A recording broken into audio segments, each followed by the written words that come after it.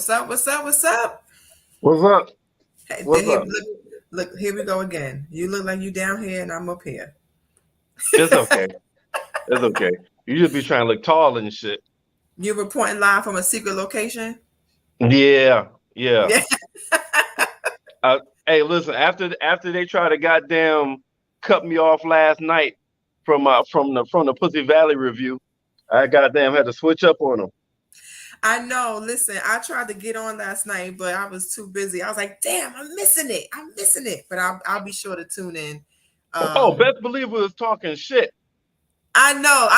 Tina tagged me too, and I was like, oh man, I can't get Best in there. believe we was talking shit. I But know.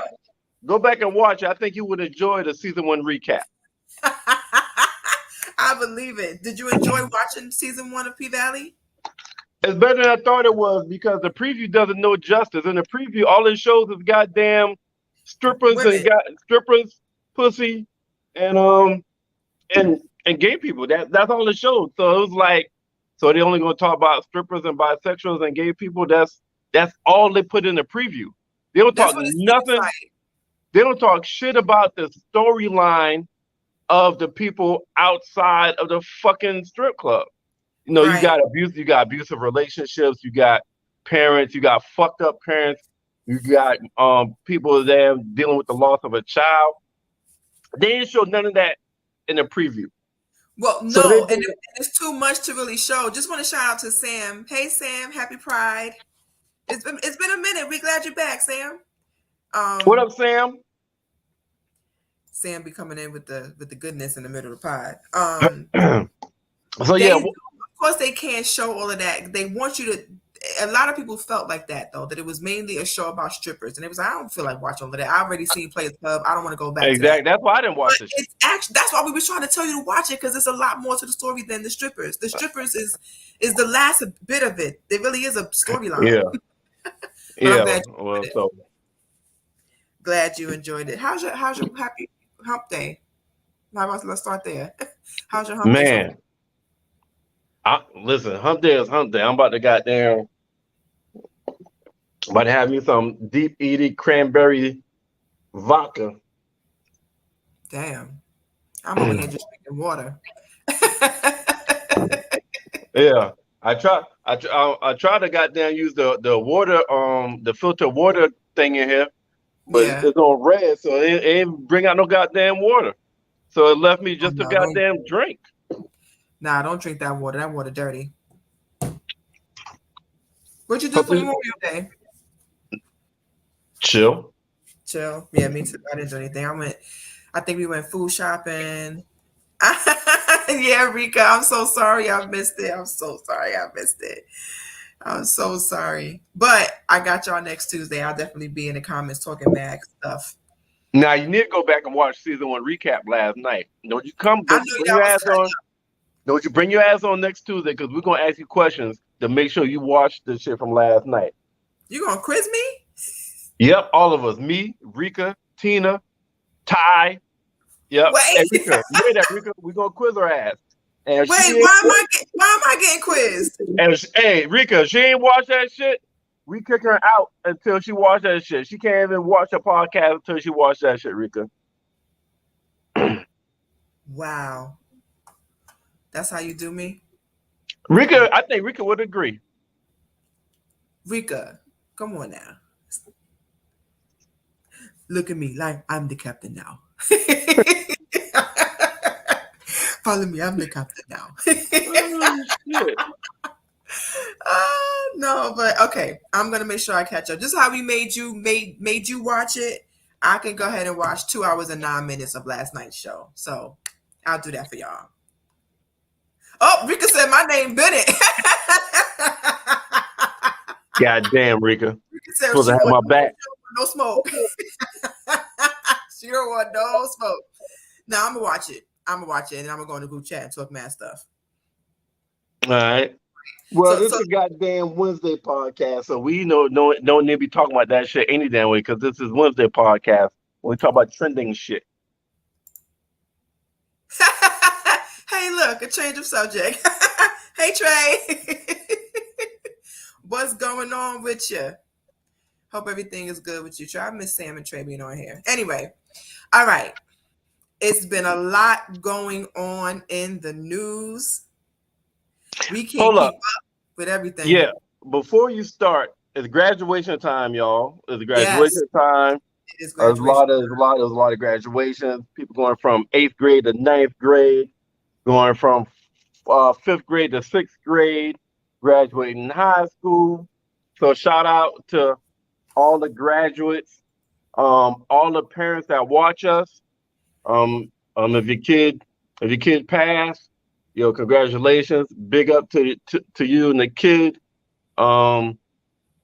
If they're going to another level, if they're going from elementary to middle school, that's a lot.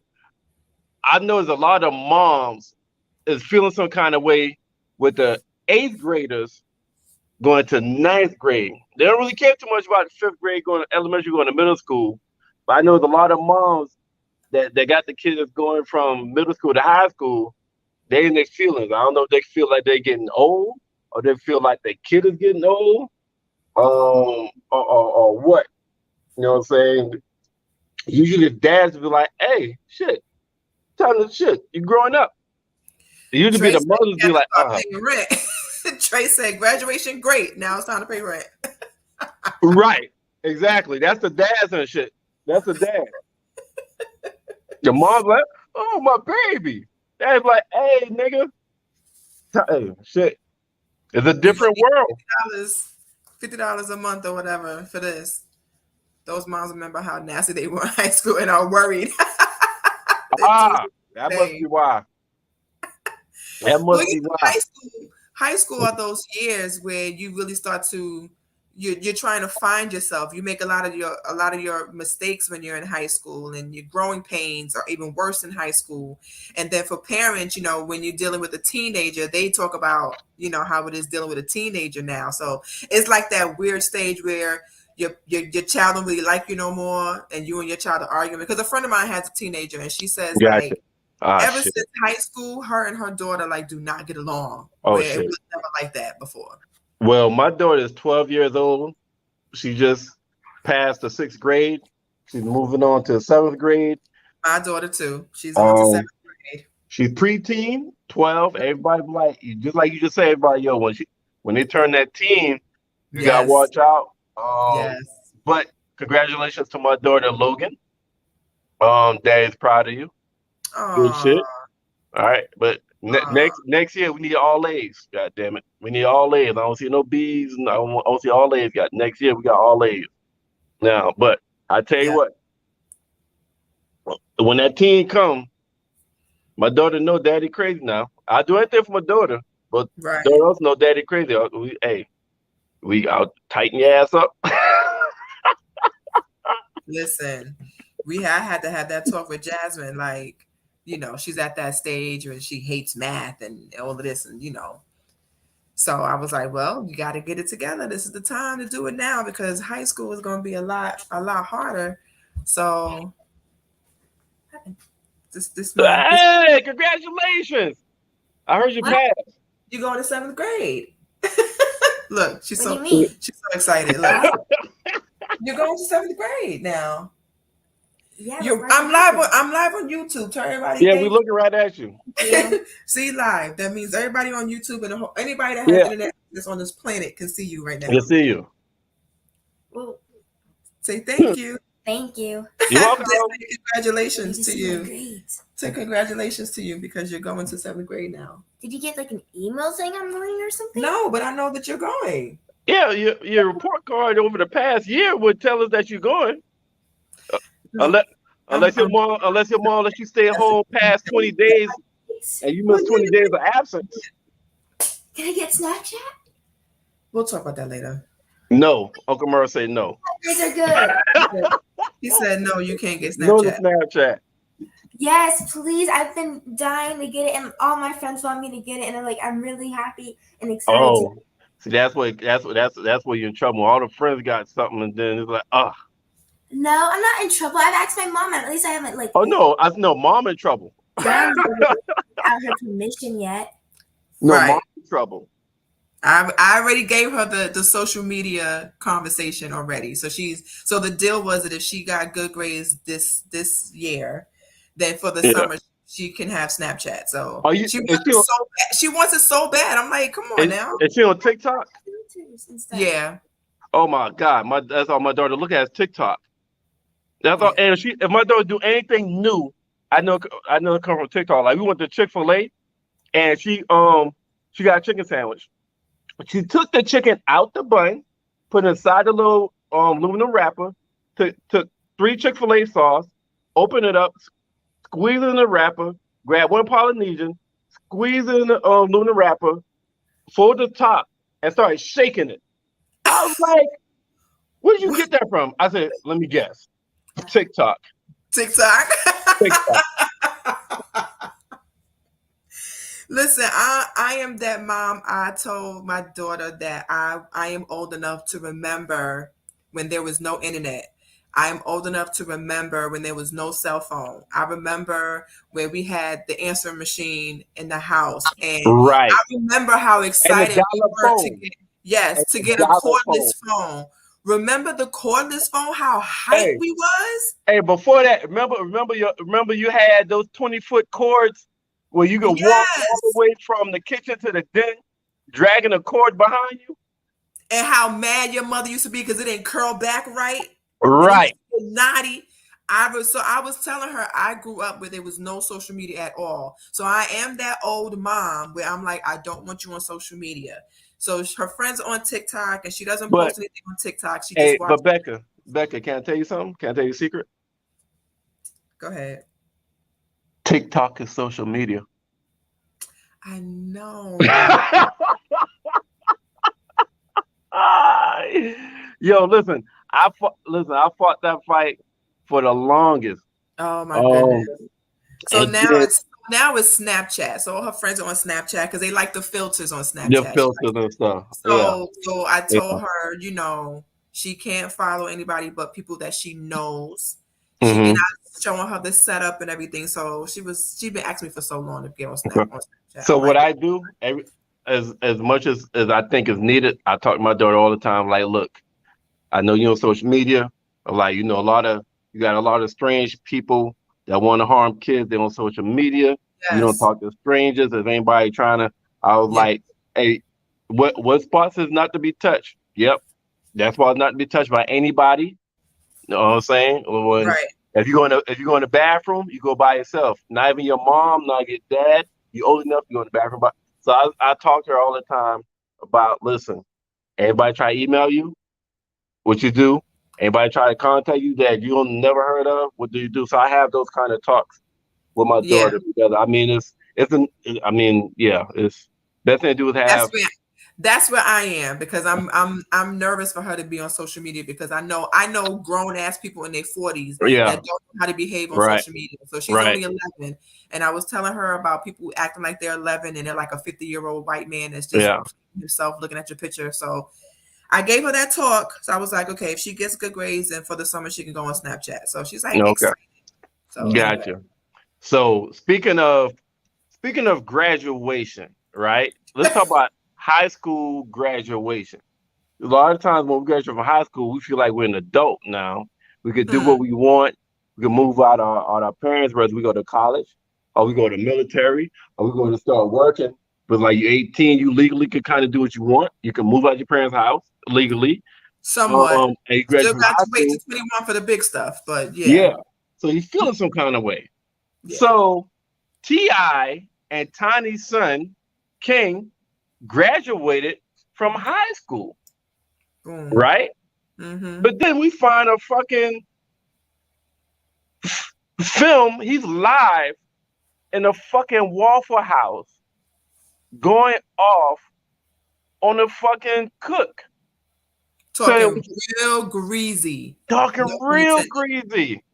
So I don't know if that's because you graduated from high school and you feel like you're a man now, or because you got famous parents, because he tried to do the little, wherever you making a check, I could pull that out my pocket right now. You talking all that shit until I show up here at night, one of these random nights, and pistol whip you and or slap you and shit like that. And I'm a T.I. fan, and I feel like a lot of times T.I. normally comes correct on social shit. He speaks up. I fuck with T.I. But his response to his fucking son Was on wild. on that incident,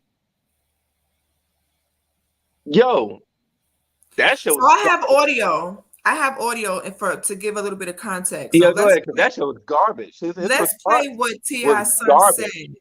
Hold on, Yeah, Ken, do you have footage of what the son, a little bit of what the son, so they can see what he's responding to? I have audio of T.I.'s son and T.I. Yeah, play all that. Play all that. All right, so let's start with T.I.'s son. No, yeah, play the son first.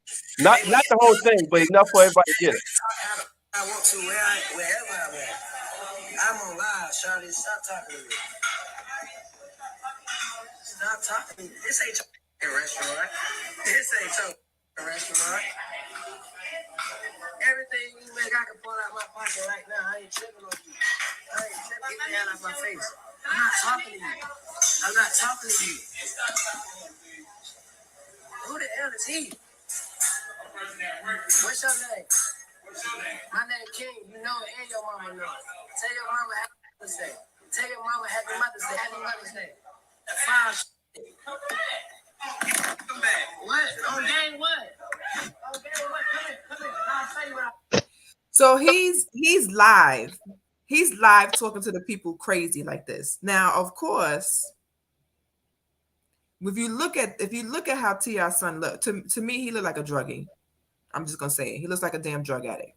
But King has been a problem since he was little. For those who have watched T.I. Family Hustle, I think that's the name of the show. King has been he's been a badass kid since he was a little kid. So here goes T.I.'s response to the way his son was talking to these people making his food. I mean, of course I spoke with my son. You know, me and his uncles. You know, we were perplexed by his necessity to go back and forth with a short order cook. I didn't understand why he felt he needed to stop what he was doing to engage someone who was at such another level of life. I had to explain to him that T.I., what the fuck do you mean you and his uncles was perplexed because he chose to engage with somebody else on another level of life? Nigga, I'm perplexed by his response. Listen, as much as you talk about social justice, white privilege, we need to make sure that they don't get away with shit because they feel like they can just because they're of a different color. You say some shit like, why is he engaging with somebody on another level? So are you fucking saying that why the fuck is he talking to somebody that's poorer than him, or that is less fortunate, or is cooking at Waffle House when his dad is a rapper and his mom is a singer and lives in a mansion? Like T.I., I normally fuck with you on, but on this shit right here, nigga, you fucking wrong for that shit. I don't give your son graduated from high school, but I'm pretty sure he's talking to somebody older than him that's still a fucking adult that's older than that. He need to show respect to. And there's a fucking phrase that is on Facebook, it's on social media, that you can look up, and it says, I was taught to treat the janitor the same as I treat the CEO of a motherfucking company. Yep. It's called respect. Yep. No matter what the fuck your title is in life, it's called respect. So the fuck you talking about? You and his uncle is perplexed on why you chose to go back and forth with the short order cook who's on another level of life. T.I., you better than that. Normally, you better than that. Even though that's your son, you still need a goddamn. I don't think you had that same response if that was another black kid doing that same shit. You would come a lot more correct than that, T.I. That was a garbage response. That was, it's my son. I'm biased. I'm taking up for him. in a PC way where you didn't think we would catch that shit. Come on, T.I. Come on. I am perplexed at the reasoning of T.I.'s mental in thinking that it is acceptable to behave in this manner when his dumbass should be in home at the house anyway. It is a little disturbing to my spirit to feel as if T.I. chooses to excuse the disrespectful behavior of his offspring in this manner in public. Right. You understand what I'm saying? Like, we already know King don't know nothing about that life. Stop acting like you Tekashi and you want to be hard and big and bad. He want to be down and be part of the hood and act like he got some kind of street cred so bad that he looks stupid in these streets. We've seen King grow up. This little boy does not know nothing about the streets. He can't use his dad shit. Your dad is legit. This little light-skinned, pale, druggy-looking nigga in the streets. They don't give a fuck that you are T.I.'s son. They will shoot your ass. You keep on acting like you Tekashi and want to be out here in these streets fronting for the people, and you're going to get in some real trouble. Real trouble. If it is okay, this is the same little boy that was on TV crying about even wanting to be in the rap game. Now, years later, you so big and bad and so hard. Like, come on, man. And T.I. should have, instead of being perplexed about his son's actions, he should have said, I apologize to those Waffle House workers. My son should not have done that to y'all. He should have gone to the Waffle House and apologized to them in person. Go live at the Waffle House and say, hey, you know what? I'm gonna take care of my son in private because that's a father-son business. But I want to come to y'all publicly and apologize for the way my son spoke to y'all. Since you want to be so you think Atlanta is Wakanda, take responsibility of your son acting like a damn fool in the street. Right. Go to that Waffle House. As a matter of fact, go there and pay for everybody's meal for the day. Or do some other stuff. You out here looking with your damn dad bod excusing your son's actions. Cut it out. That's unacceptable. And anybody that knows King know that he ain't about that life. He hanging with people who's fronting for him just like everybody else will. He looked like his mom's original face. Get out of here. Yeah. I ain't with it. I can't stand disrespectful children. Disrespectful children get under my For skin. real. Listen. They get under my skin. I can't do that shit either. I can't. Especially disrespectful, privileged children. King got more money in his account than some of us make in a year. Okay? I'm sure of it. He's probably even smoked more than most of us make in a year. He need to sit his ass down. Yeah. This is where his father needs to step in and say, hey, son, listen, I done been to jail a few times. You don't want to go there. Sit your ass down. This is where it's time for you to say, not to say that your son is grown and you don't understand why he's behaving the way that he is. We can go back to the MTV VH1 footage and see why he's acting like this. T.I., don't even play. Don't even play. Your son ain't about that life. Tell him to sit his ass down. Because he will get made a fool of in these streets if he really try to act hard like that. Right. Yeah. And since he's talking with somebody on another level, that somebody that's on this so-called another level don't have shit to lose. So they have no reason not to fuck King up and put hands on him from talking like that. Right. Because whoever work at that Waffle House, I'm sure got goons. Got somebody, cousin such and such, uncle such and such. Yeah. Will find King in the street when he's slipping and get his ass and not care. And not care one bit. And even Nick J said the way that he was saying short order cook, like the cook was beneath them. And that's how King was acting. King was acting just like that. Like, right. Effing restaurant. Right. Who am I? I'm King. I'm King. Your mother know that. Tell your mother happy Mother's Day. Listen. Oh, Lord Jesus. I pray that the rearing that I'm doing for my child when she gets to be in the street somewhere, that she don't act like that. Because no, disrespectful children really get under my skin. They Yo, really get under my skin. I listen, can't. I've done checked my daughter, and she's much younger than King. Well, he should know better. But I didn't check my daughter before on. I'm saying, like, I was going somewhere, and she saw we passed by a car that the headlight, one of the headlights was missing, and another headlight was kind of just barely hanging on. And Mhm. she was like, oh, Dad, you see that? I said, see what? The headlights is all messed up. It's all blah blah blah blah blah. I said, hey, baby, one thing we're not gonna do is we all gonna be grateful and we're gonna be humble for what we have and for things that we have accomplished. And let me tell you something. We could always at any time be in that same position Yep. driving a car Yep. that's messed up. So even though you might be good now, you all need to be humble and grateful. Yep. So Raise your hand if your first car ain't even have power steering. man, my shit, You yo, talking about arm look, muscle to yo parking for me? I should be like this. The my way that little Ford, I had a navy blue Ford. I don't even know the name of it. It had no power steering.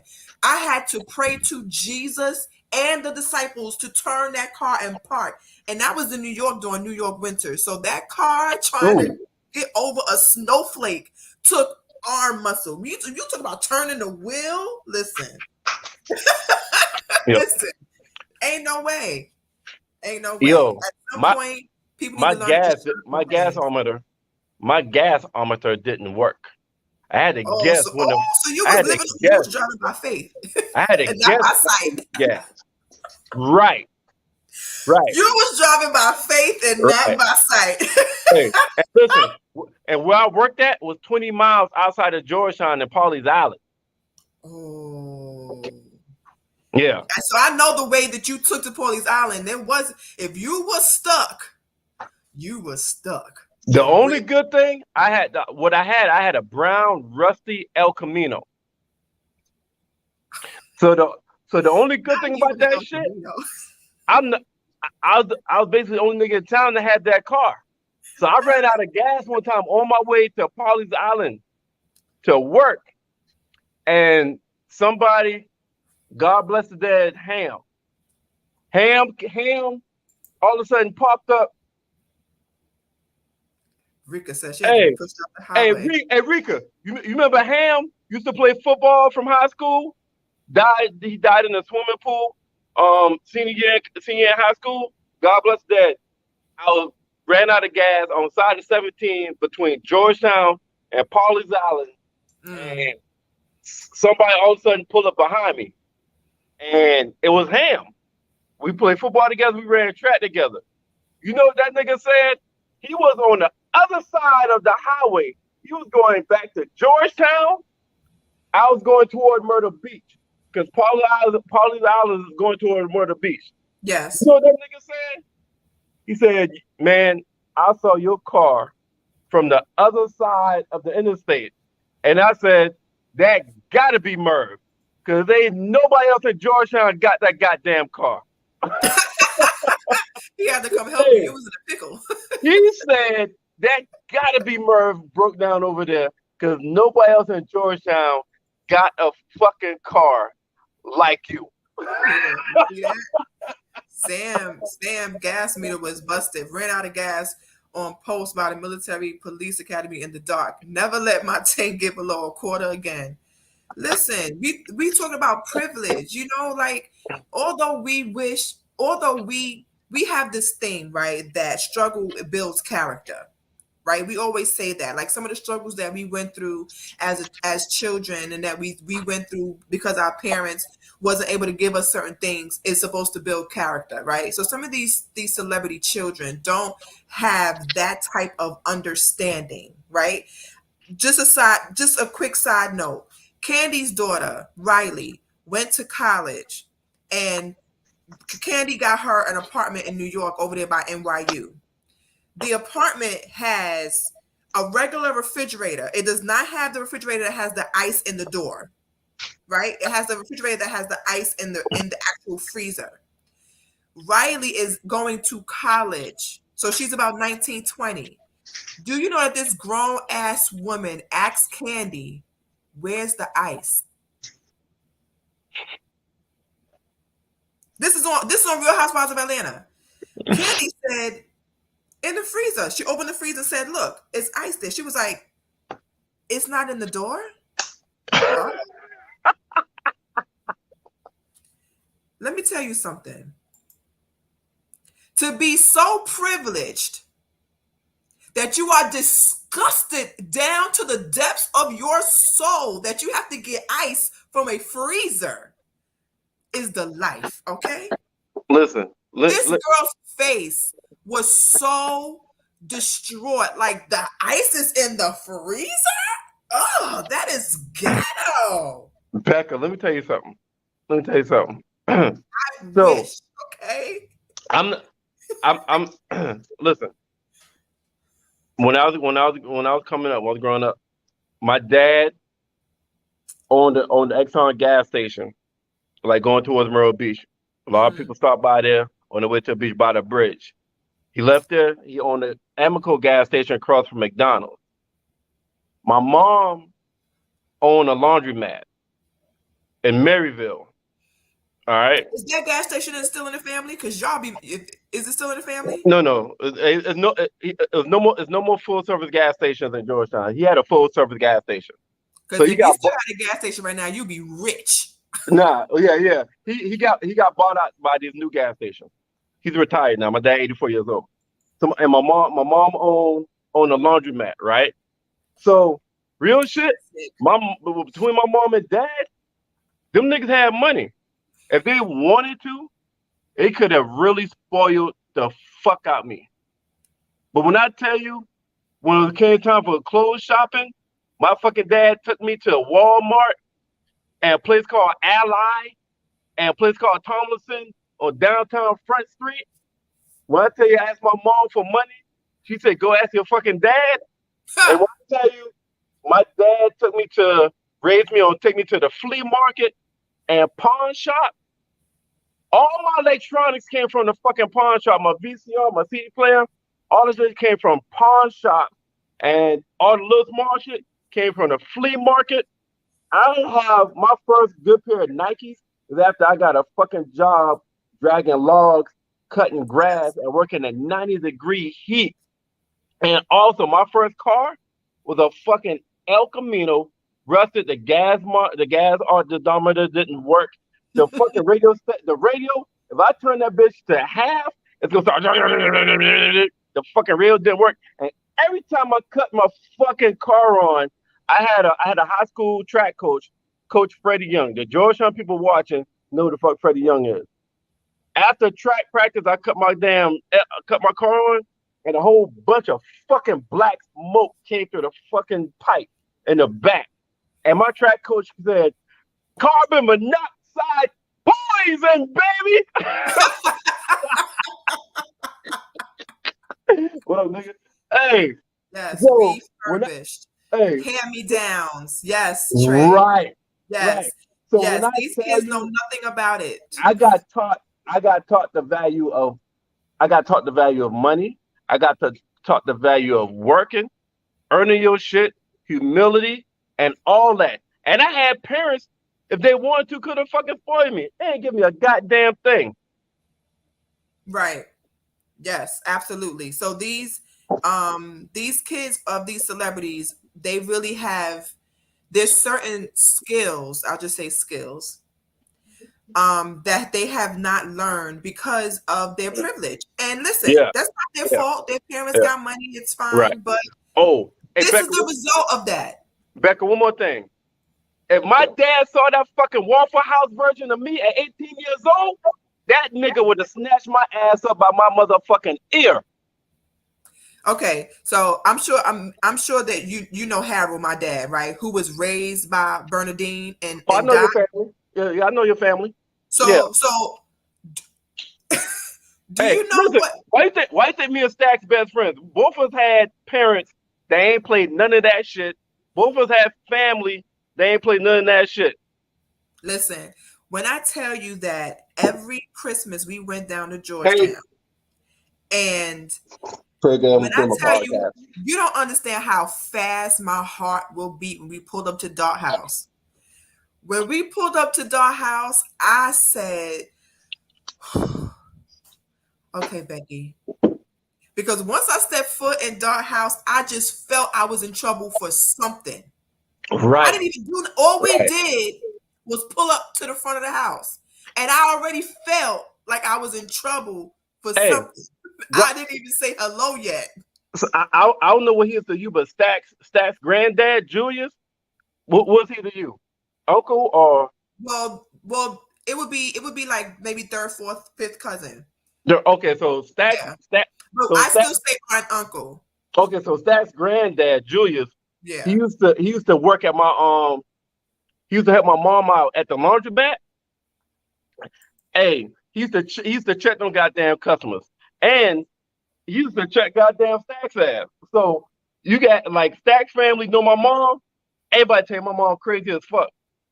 So yeah, I couldn't do shit. You know, like listen, I couldn't do shit. I had type of mom. I look up at the elementary school. I look up at the goddamn door, the little window at the fucking door. You know how many times I done see my mama staring at me like a fucking psycho? Listen.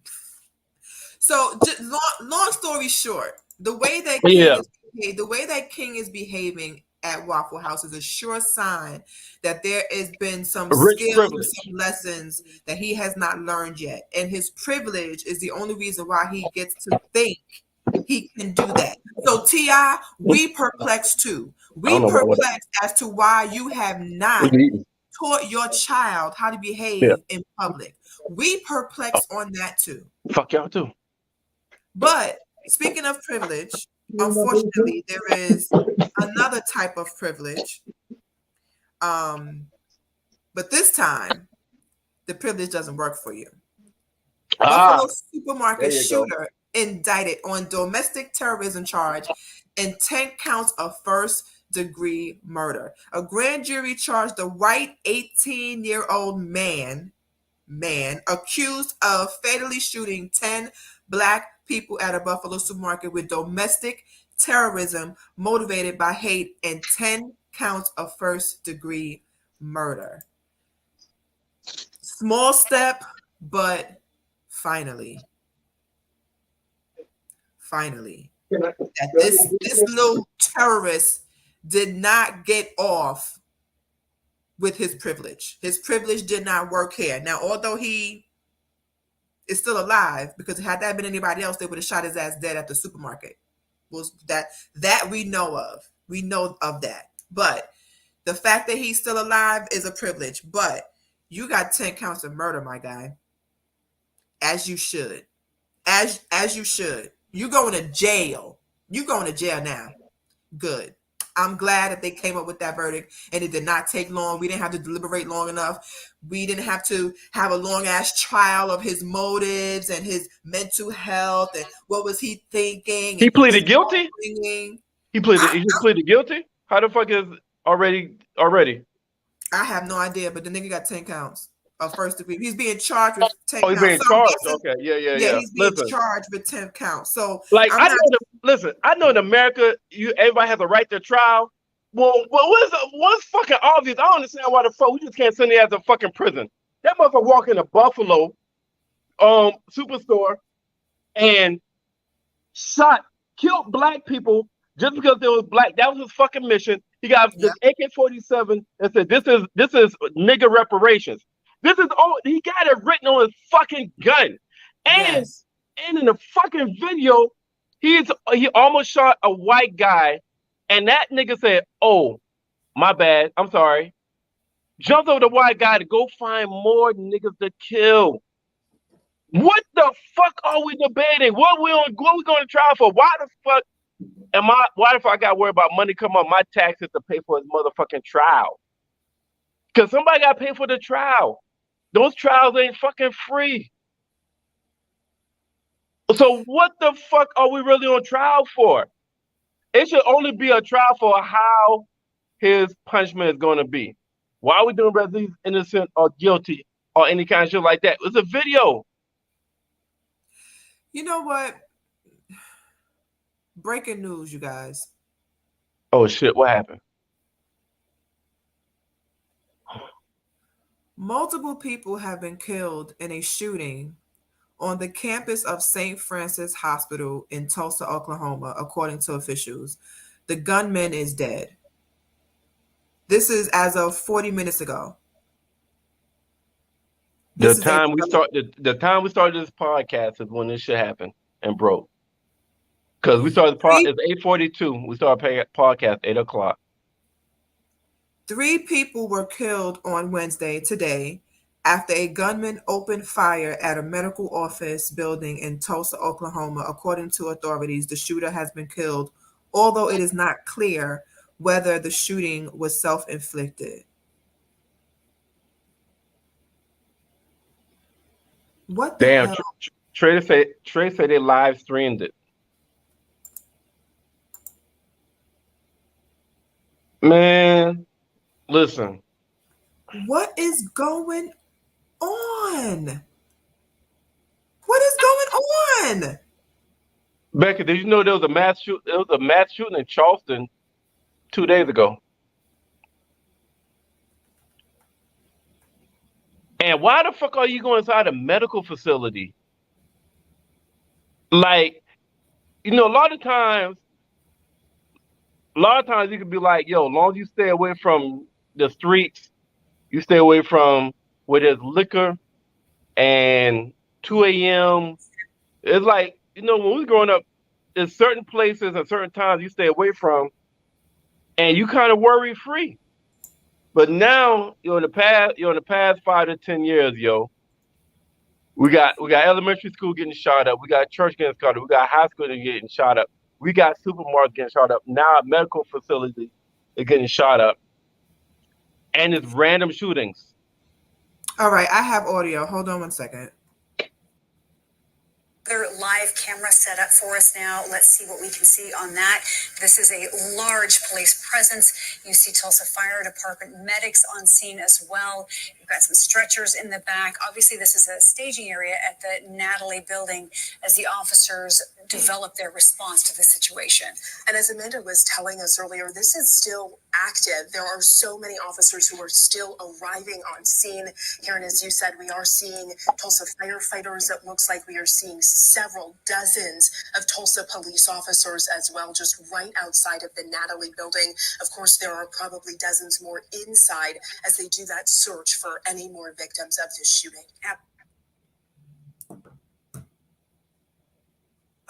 When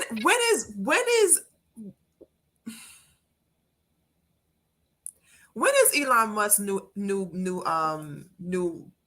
rocket launcher going? I think I need to go to another planet.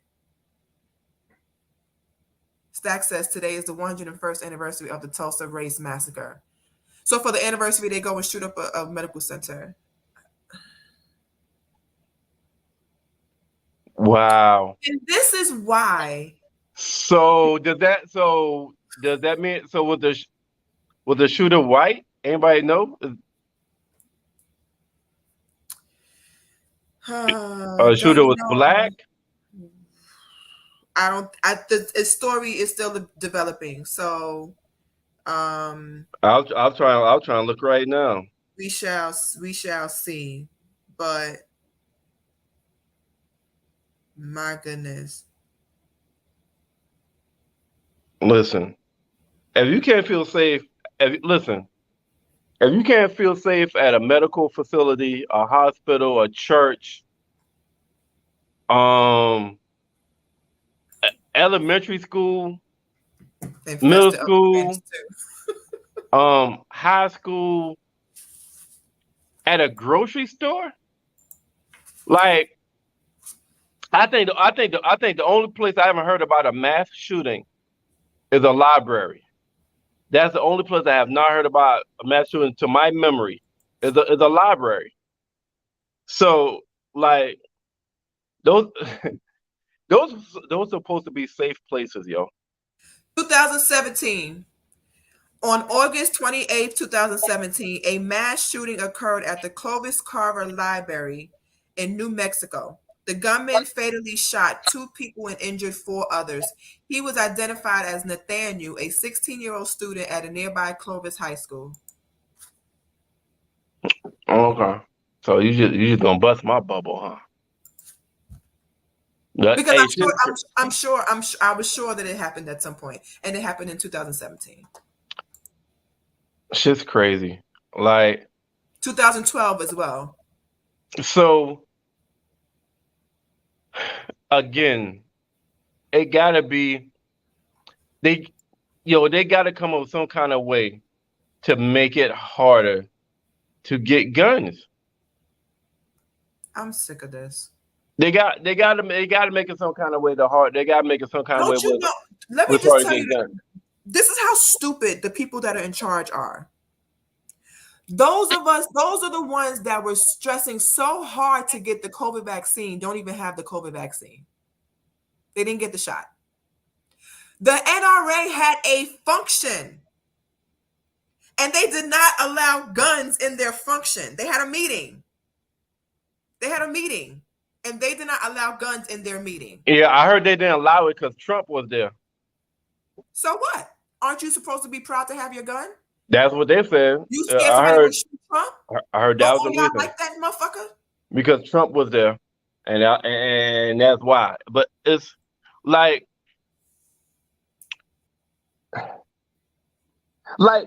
you know what?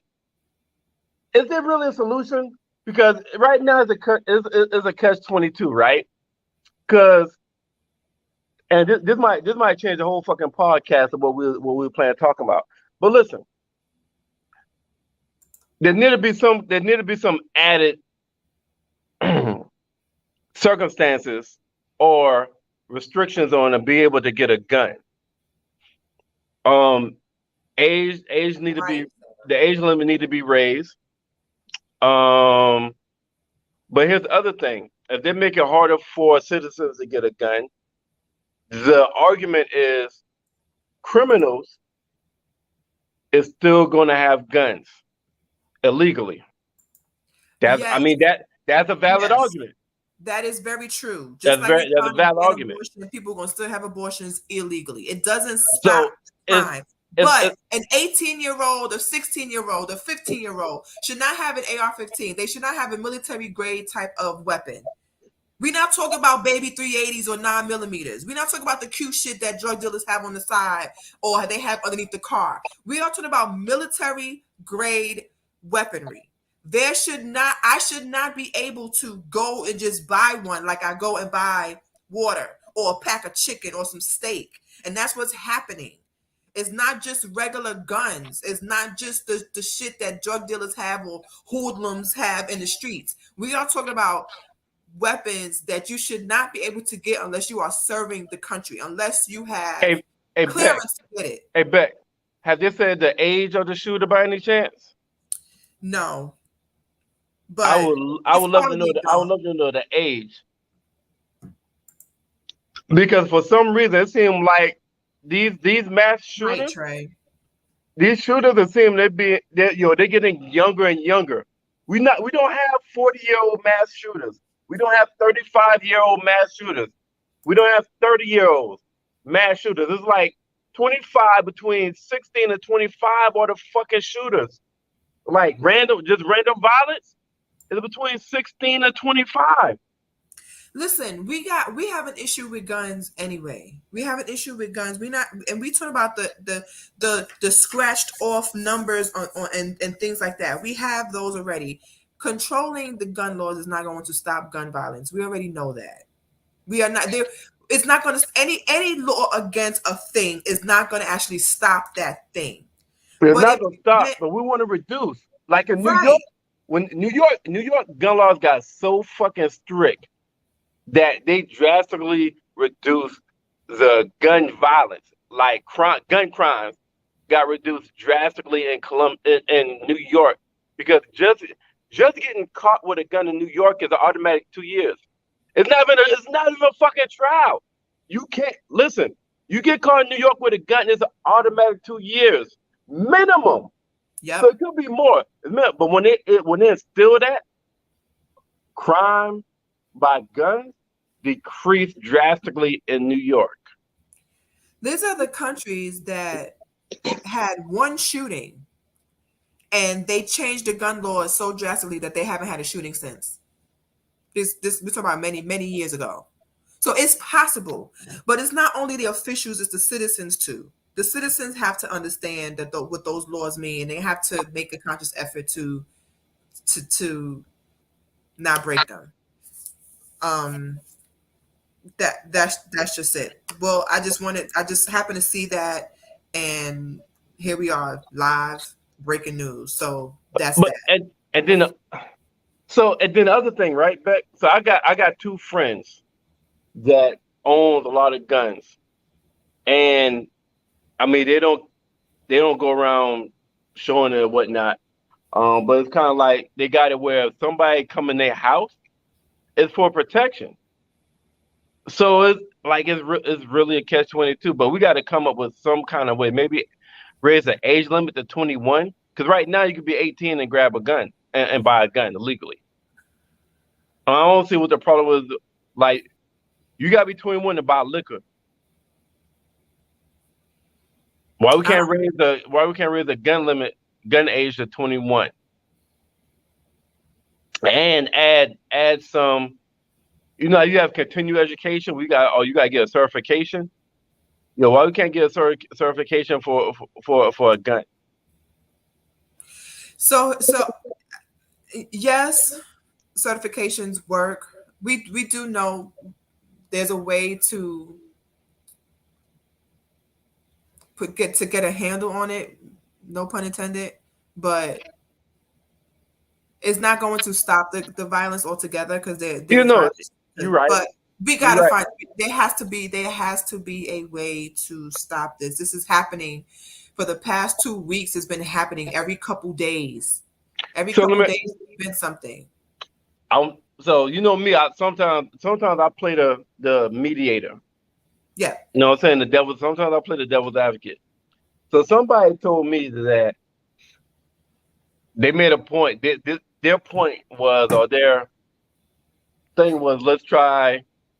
So back in the Western days, in the days of the times where the Western, I can't remember whether it's the 30s, 40s, 50s, but whatever the Western time was, where cowboys and horses existed. Right.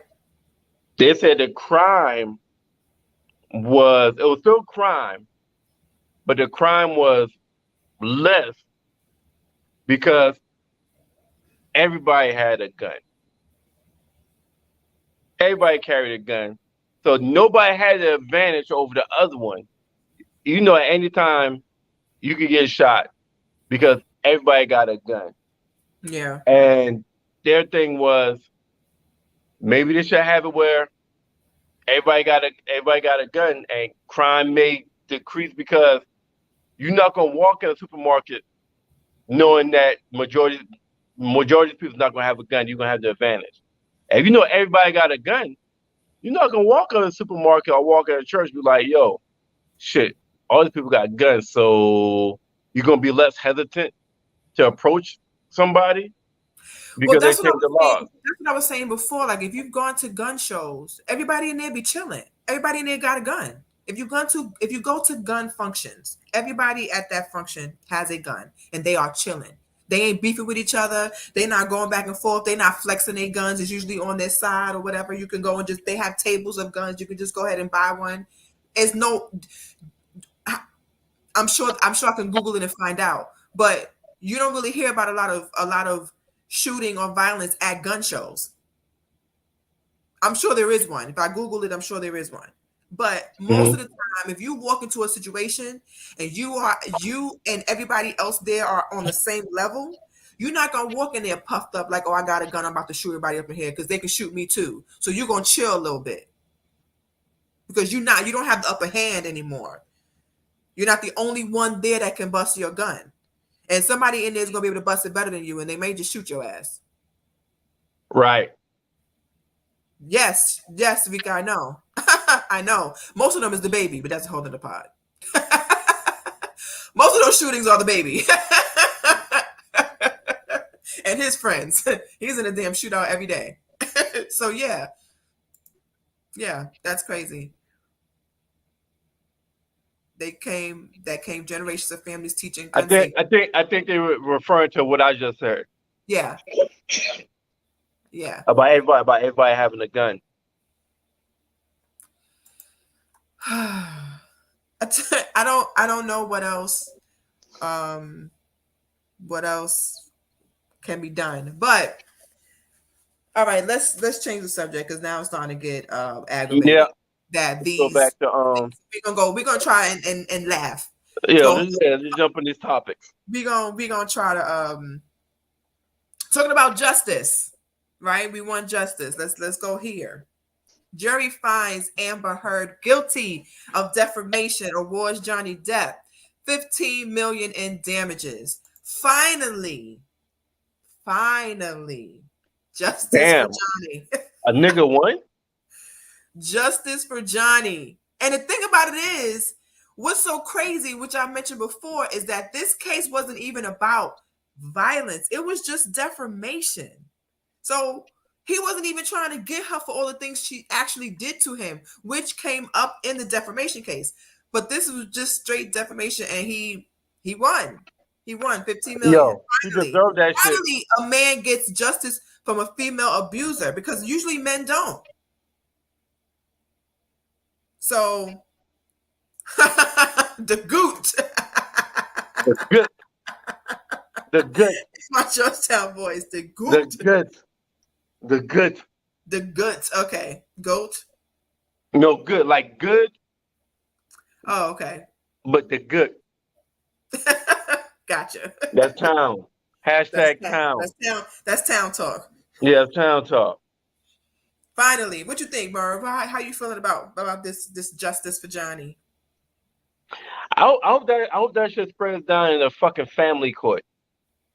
That like is yo, listen, it's fucking crazy. I'm glad to see it because most time when a nigga go in court, you already behind. You already behind 8 ball when you go in court. Yes. You know what I mean? So she was so fucking usually for a nigga to win in court, that female got to be so fucking extreme, and you got to have proof and evidence of showing that this motherfucker either unfit or this motherfucker is crazy or this motherfucker is off her rockers, and they was able to do that shit. And that 15 million, I'm glad he got the 15 million because he missed a role in Pirates of the Caribbean. They kicked him out the movie Pirates of the Caribbean because of what she said. Yeah. And I know he would got at least 15 million from playing that role. That would have been a low number. That would have been a low number. Exactly. That's what a minimum. Yeah. He would got a minimum of 15 million. And the same thing for me, Sam. It was all the evidence that was coming out was like, oh, okay. But when you hear her voice saying, "Go ahead and tell them, Mr. Big Tough Movie Guy, Mr. Depp, go ahead and tell them you was abused," they're not even gonna believe you. Like once that audio came out of her saying that, oh yeah, lock her ass up. Yes, 15 mil. Because that's exactly what she thought was going to happen. Listen, so all right, so listen, I hate when this shit happens. Like it's like every time a female is found guilty of something, we always gotta say, well, it was both of them. When the nigga is found guilty, when that guy is found guilty of something, it's like, okay, yeah, he deserved that shit. He did this and that. But when the female is guilty of something, for some reason, it's always, well, both of them was toxic or both of them fucked up. We can never just have a fucking victory and be like, yo, it was her fucking fault. When it's the nigga fault, yo, it's even the girl did something. Well, she did that shit. Well, the nigga made her do it. But when it's the girl fault, oh, both of them was bad. So how we don't know that Johnny became that way in survival mode because how the fuck she was acting. Yo, so why we couldn't say she got him that like that. Why we can't say that? Because in the court they found her guilty. Yeah, both of them did fucked up shit, but people get in situations where they got match energy to survive. Yeah, So and how do we know it's what not it seems like he had to really survive. She threw something at him so bad he tried to stop and catch it. She cut his finger. Like they had to CGI his finger in the movie because it was so damaged from her throwing something at him and him trying to stop it and catching it with his hand. That's crazy. We don't even really see his hands like that in this goddamn movie. The movie is not on his the camera is not in his hands like that. But whenever his hands showed, they had to CGI it because it was severely hurt. I ain't give Amber no break. She was found guilty. That's Amber. Amber is fucked up.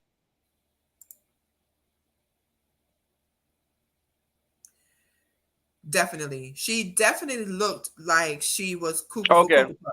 Now, Johnny Depp is a little weird, but weird doesn't mean you should be abused. He is. But what I'm saying is if Johnny Depp was found guilty for $50 million for defamation, we wouldn't see nobody say, well, both of them was toxic.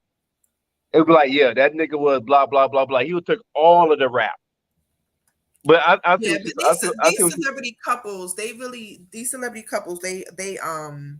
don't really know all the details until something happens. But celebrity couples, they just, I don't know, they go through a whole other type of existing that I obviously can't relate to. But sometimes it just feels like, especially when you're dealing with, and I see this a lot with actors and actresses, like their bad relationships, they get really bad. Like they get really bad. It's like they start to perform, they start to, action in real life. And it's like, no, like how Jamie Foxx to LL Cool J, he said cut, right? This is not real life. Like when LL Cool J and Jamie Foxx was beefing on the set, Jamie Foxx had to tell LL, we're not on set anymore, guy. We're not in character no more. Relax. We're not. Do you see there is no stage? There's no sound stage here. There's no camera. There's no boom mic. There's no director. There's no one saying cut. Like, all right. Stop. We are back to living real life now. Cut it out. Anyway, speaking of celebrity couples, we'll talk about a couple in a different way. Now, this couple right here, let me see if I can find a picture. Bam. Keke Wyatt. Keke Wyatt and her man, her current man, just had their 11th baby. No. That all 11 not his, is it? No. I think just maybe the last. But you said Zay. You said Zay just had their 11th baby. Well, she had her 11th baby. Hey, I just talked about that shit. She got 11 kids. Instead of just saying her, you gonna say they had 11 kids. No. Well, because he's there with all of the kids. Well, yeah, but I think he only got one fucking kid with her, right? He just had one, right? I think this might be their one or two together. I think that, but yeah. All right. But no. But she has 11. She has 11. But listen, they're all hers for sure. Okay, but the other nine babies that came out her pussy was not his. Well, one thing Keke Wyatt is going to do is sing you down and have a baby by somebody. Okay. Shit. It sounds like she needs to stop listening to her own goddamn music. Because they say shit. Every time nothing in this world. That's what she told Yvonne. Nothing in this world is going to keep me from having these babies. Hey, you're right. Nothing in this world that I want to do. Yeah. It's not a clown car. Well, you know what? Being able to have 11 children, she wants all. These are definitely not mistakes. She wants all her children. She is happy to have all her children. She takes care of all her children. So no matter what we say, just like the Nick Cannon situation, those children are wanted. None of them are being abused or mistreated or not. No. You're right. No, you're right. We just acknowledging that I didn't know it's still women in this world like my grandma. My grandma had 10 kids. I thought y'all stopped doing that shit. Yeah, my grandmother had Nick 13 Cannon don't have to carry them motherfuckers. Nick Cannon just squirt, skeet, and get the fuck on. But Kiki Wyatt is goddamn letting niggas shoot the club up inside her pussy and had 11. Listen, she had 11. How old is Kiki Wyatt? Because 11 years she was at least 11 years she was I'm gonna pregnant. tell you right now. You know what I'm saying? She had 11 kids, so 11 years she was pregnant. Because a kid, take about a year off your life because you got 9 months when they're in you and all that shit. So 11 Oh my years God, of life. she's younger than me. She's 40. Yeah, so listen. So she only had. She's been having babies for the past 10 years. Right. Listen. And that's 11 years. So if she's 40, that's 11 kids. So you take 11 years off of life, you go to 29, right? All right. 29, you're in high school from 0 to 18 before you free. So between 18 and 29, Kiki Wyatt only had 11 free years of her life. Well, I mean, there might have been. I'm trying to find out when her first one was. She only had 11 free years of life. Now, mind you, she only got 3 baby daddies. Damn. She only got 3. So 11 divided by 3 got is less than Nick Cannon. Damn. So but 3. Hey, so she must be going back and forth. She has a few kids with each man that she ends up with. Yeah. I wonder if any of the baby daddies alternate. I wonder if she got one with the baby daddy, they had another baby daddy, they went back to the other baby daddy and got one. I wonder if any of them like that, or if all of them is in a row. I got 4 with you, the next 4 is with you, and the last 3 is with you. And she fertile than a motherfucker, ain't it? She is fertile. Hey, I'm Rika, looking right now. So Rika, how the fuck she married since 18 and she got 3 baby daddies? That's it. But look, so Google, there's a question in Google says, when did Kiki Wyatt have her first child? Her first child was in 2000. So she's had these 11 children in the past 22 years. So she get pregnant every other year. No, Rika. She has not been single more than a month. You talking about bounce back? Kiki Wyatt said bye to one dude on the 1st. She met the new dude on the 15th and was pregnant by the 30th. God damn. When I tell you excuse my language, Kiki Wyatt be fucking, okay? Yes. She be fucking. Yes. Yes. You're talking about somebody that be fucking. No. Kiki No. Wyatt be in Listen. the No. thing. Let's really, if we're gonna call a spade, because a lot of people be fucking. She don't just be fucking. One, she's fucking raw, and but she's fucking her husbands. Those are all. She was married to all of them when she had those babies, so they're not just random dudes. But she did marry them like 2 weeks after she met them. I don't know. I have no idea, Merv. I don't know. I just know that she has had 11 children in the past 22 years. And she is happy and she loves those kids, and you can't tell her nothing. I'm saying, yo, you say she's fucking. No, she's fucking raw, and shooting the club up. Come again, all that sperm. Well, one thing we know for sure is her uterus is strong. Yo, hey, her uterus is down for whatever. Now, I'm gonna tell you this: our grandmas usually kind of stretch that shit out. I've never had a speckle in the past 2 years. God, shit. You know what? Hey, her current husband, Kiki Wyatt current husband, is the pussy still good? Drop down in the comments and let us know. Yeah, let us know. Does it come with still a little tightness, or you gotta go to the sex club and buy that little vinegar shit and put it on pussy to tighten her pussy up so you can feel it when y'all fuck. I just want to know, you got 11 goddamn kids pop out that pussy every other year for the last 22 years. So every other year you have a kid. I'm pretty sure it might have been some big kids and shit, some damn 20 inchers and some 10-pounders. Shit. Her pussy big right now. Her pussy big. She got big ass pussy right now. I don't. 11? Wait, does she have a? Yeah, she got 22-year-old because you said she had her first one in 2000. Well, I'm looking at all of these questions that Google has. It says, does Kiki Wyatt have a twin brother?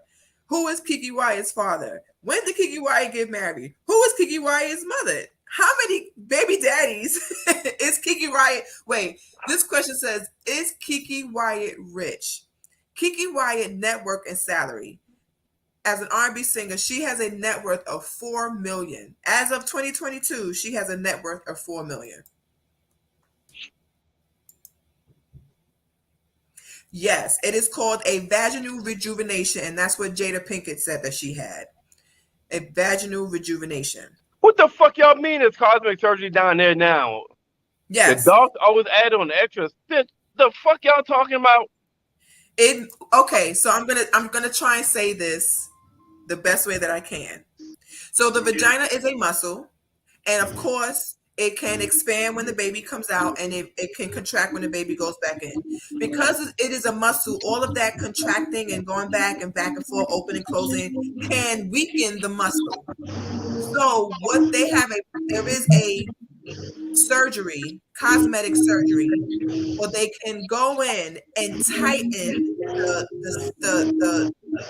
the vagina. They can tighten the skin so it doesn't look like this anymore. It can look like this, right? It can go. They can put it back to how it, how it was in the beginning. So they basically after 11 kids, they can make her pussy feel like she was a virgin. But that's unfucking believable. God damn. Science. So okay. Yeah, and it's basically it's the same cosmetic surgery as most, because it's a muscle. So it's the same as a breast implant, where they put the implant under the breast muscle, or to make them firmer and look better. It's the same as if they have a cosmetic surgery to give somebody abs. So I've known some Instagram models and women will go get abs as for surgery. So yeah, science has evolved so much to a point where they can make a man a woman a man. They can definitely make sure.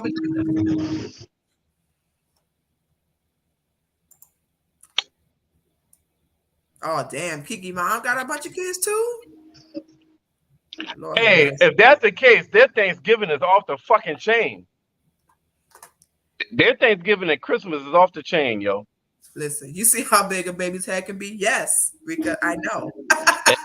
I have a child. I learned the hard way. And she did it. Hey, and Kiki did it 11 times. Oh, baby.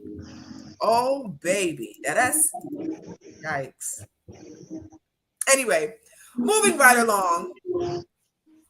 So right now we do have a break from 50 Cent and all of his shows. So he did tell us to ban Stars for the next 6 months because he doesn't have any shows coming out. However, he got one in August. One of our favorite 50 shows is Power. And Omari Hardwick was on a podcast recently. Oh, why is it not coming up? Anyway. Oh, there we go. Okay. Omari Hardwick reveals he had to borrow money from 50 Cent twice while filming Power. Omari Hardwick borrowed money from 50 Cent twice while filming Power. He spoke to the host of the Pivot podcast, where he revealed the payouts from his previous roles. So what he mentioned was that one summer, this is after season 1, 50 Cent had to give him $20,000. After season 2, 50 Cent gave him $23,000. And then eventually Omari was making enough money so that he could pay 50 Cent back with interest. My thing is this, and this is the first time that he's ever revealed what he's made from Power. When I heard this, I wasn't shocked. Being part of that industry, having a degree in that industry, I'm very much aware of the facade that it looks like these people make money, but they don't. Like in the music business, a lot of people think the singers make the most money. No, the singer is the last person to get paid. It's the label, the engineer, the producer, the writer. Everybody else who played a part in that song gets paid first. The singer gets paid last. Same thing in acting. When you think about the label, the producer, the director, the writer, the screen person, even facilities, the people who are there that give you the sandwiches, the key person, the grip, all of these, the boom mic holder, all of those people get paid. The actor does not get paid that much money. So Omari revealed that at that point he was only making $150,000 per episode for Power. The biggest show that was on Stars, the face of the biggest show on Stars, was only making $150,000 per episode. What you think about that, Merv? So I understand it the first season, second, third. I'm pretty sure he may have signed like a contract to play a certain amount of episodes. But yo, first, second, third, fourth season. But listen, I think it was 8 seasons, right? I believe so, yeah. The original Power, I think, had 8 seasons. Mm-hmm. But goddamn, by 5, 6, 7, and 8, that nigga deserved a fucking raise. Like, well, I'm sure he got it because he eventually was able to pay 50 back with interest. I hope he got it. Because, like, damn, Power was only 6 seasons? Was it really? Nah, Rika, that ain't right. It was at least 7. It was at least 7. Yeah, I get that. But this guy, Power became so goddamn big that contract, even as a contract worker, and him being Ghost, that everybody loved, that everybody fucked with. I'm just saying, by like season 5, he should have been getting. I would have thought by like season 5, the last half of the seasons, mm-hmm. the nigga would have got rewarded for bringing everybody, being that nigga on the show. Like you got motherfuckers that don't like Power right now because Ghost is gone. You got motherfuckers that don't like Tariq because he's the one that killed Ghost off. So even without Ghost, this motherfucker affected the whole spinoff. You know what I'm saying? You still got people like, yo, I'm only watching because I'm expecting Ghost to come back. So if that nigga was only getting $150,000 the whole time, if they bring that nigga back, listen, Mary J. Blige, I heard, was making $400,000 a show in Power Book 2. I don't know how true that is, but I heard Mary J. Blige. 400,000 per show, I heard. Well, I don't know how true that is. Yeah, in this particular podcast, they mentioned about Angela, but he did bring up Angela Bassett, right? Angela Bassett is now the top female paid for a series. She gets paid. She's $450,000 per episode. She's Angela Bassett, though. We would expect that. But which TV show? 911. Oh, Angela Bassett okay. does have a TV show. Yeah, right. She does have a TV show that's out right now. Okay. It's a cop show. 911. Yeah, it's called 911. Okay. And so she gets paid $450 per episode, and that is what she makes now. She did not make that in the beginning because the show is in its seasons. It's been a couple seasons now. She didn't make that in the very beginning. So in the beginning, I can understand that, but I would figure about season 3. Yeah. When And it really started to get popping season 4, Yeah. season 5, I will- especially when we realized that he was about to die. He should have been making more than that. And I'm guessing he did because he paid 50 back with interest. But he said that there were many times in his career that he had to get a handout. He even mentioned Denzel Washington. Yeah, Let him that was at his before Power. house. That was before Power. Before Yeah. Power. Yeah. But like you said, damn, I'm expecting by season 4 he should be making like 300 grand a show. No. Because 150 grand a show. How many? Was it 10 episodes per season? Just about. Yep. So overall, that's he made 1.5 about $9 million. million. That's 1.5 million, but that's before taxes, right? So I know they get taxed hard. So you get taxed hard, that motherfucker, you probably brought home 800,000. But if you live in California and your house bills and electric bills, Yeah. so yeah, shit. I would love to know how much he was making the last 3 or 4 seasons. Right. I'm sure. I hope it was more than 150, because then he would have needed to be borrowing money from 50 all the time.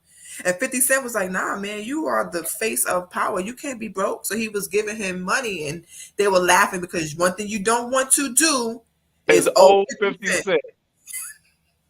You don't want to owe 50 Cent nothing. And we're going to get to 50 Cent and somebody else later on in the show. We're going to close the show with that one. But one person you don't want to mess with is 50 Cent, Curtis Jackson. So anyway, speaking on TV, let's talk about this. Staying on TV. Social media reacts to Bethany Frankel being crowned reality royalty over NeNe, Tiffany Pollard, and Tammy Roman at the MTV Movie and TV Awards.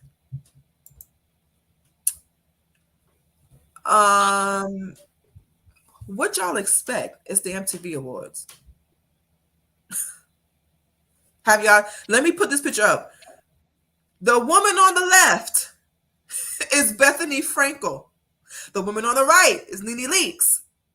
We are talking about the MTV Movie and TV Awards. Who do you think they're gonna give it to? Not Anthony, not NeNe Leakes. I cash Trump checks. No, they're not gonna give it to her. They're gonna give it to Bethany, who looks like this and not like this. I'm not surprised at all. Now, Bethany Frankel was pretty good on the show she was on. She was one of the favorite characters. She's not NeNe Leakes, but we can expect these particular award shows to really highlight us the way that we want them to. It's not going to happen. What you thinking, Murph? Yo, I mean, listen, I found that shit for you. That's your lane. I was ready for you to dive in that. So we all know when it comes to certain award shows, when it comes to certain awards, it's a couple people gonna have a little bit be more advantageous to winning an award, and we already know that. Right. We pretty much know that these particular stars, especially when you talk about how NeNe Leakes has always said that Andy, well, not always. This is as of recent, that she's called a lot of them racist and she's suing them, and she has all these things to say about all her other castmates, and she's been upset that she hasn't gotten the spinoffs that she's wanted, that whatever it is that she's wanted from them, she has not gotten. So of course they're not going to give her that particular award. That's not even a surprise to me. And sometimes we have to stop acting like people should just get things because they're black. Let's just be honest. That sucks. Right. But we want to root for everybody black. We want to get recognition in these particular fields that we normally don't. But we're not going to get that recognition. It's just not going to happen. And we're asking them to recognize us in a particular way that they're not going to do. And I feel like we should just stop requesting it. 15 episodes and 6 seasons. That's what's happening for Power. So I mean, there's really not much more to say. NeNe has not had the love from the reality TV franchise like she did in the beginning. She just hasn't. So we can't expect for them now to say, let's give it to her. Yeah, we want her to be royalty. We want her to be recognized, and she does too. But they're not going to do that. And in this business, it is very much possible that you will get things just from being likable. It doesn't matter that you have the talent that you possess. It's more so of we just don't like you. We just don't like you, and we don't want you to have these awards. We're not going to give it to you. We have a nasty attitude. We like somebody better who doesn't give us any problems, and she does what we say, and that's just that. So we don't have those issues out of Bethany. Bethany hasn't really been a problem like Nicki has been a problem. So they're not going to give her, especially now, no damn MTV Awards. I cut it out. MTV Awards is for Taylor Swift. Let them have that. Let others have that. That's not. We really don't have any award shows that's for us, to be honest with you. But if we're going to expect any type of awards, it's definitely not going to be at the MTV Awards. Yep. And that's just that. That there's not much. There's not much to say about that. Let's move on to Nia Long. Let's do a little bit of sports. Nia Long trends after fiance and Celtics coach Ime Udoka goes to NBA Finals. So you could see Nia Long on social media happy and dancing, whatever, because her man made it to the finals. What you think, Merv? What you got about that? Man, let me tell you something.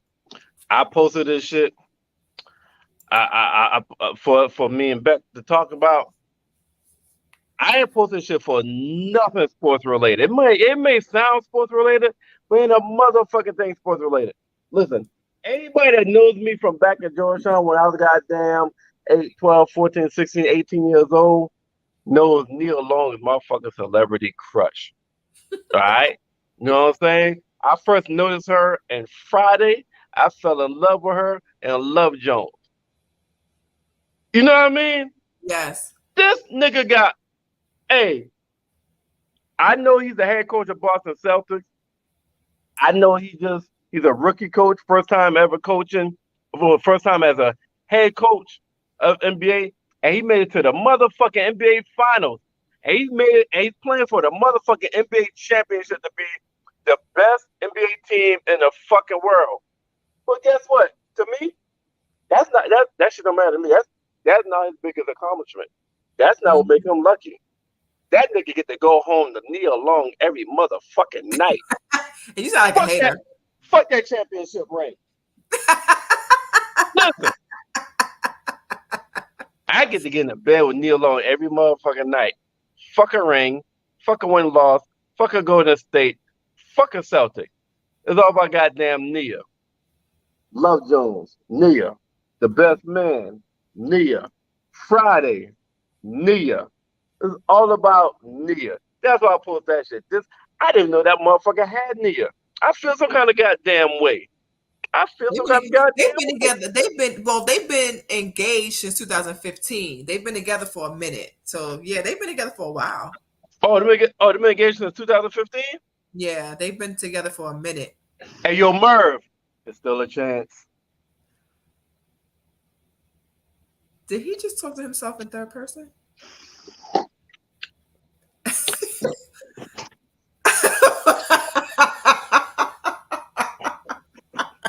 Hey, yo, Merv, there's still a chance. Not in third person.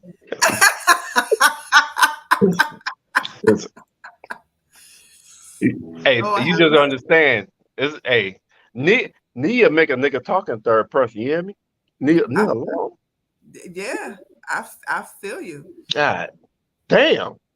I just talked about last night about writing a poem like Darius Love Hall to get some ass. Shit. You got somebody you trying to be.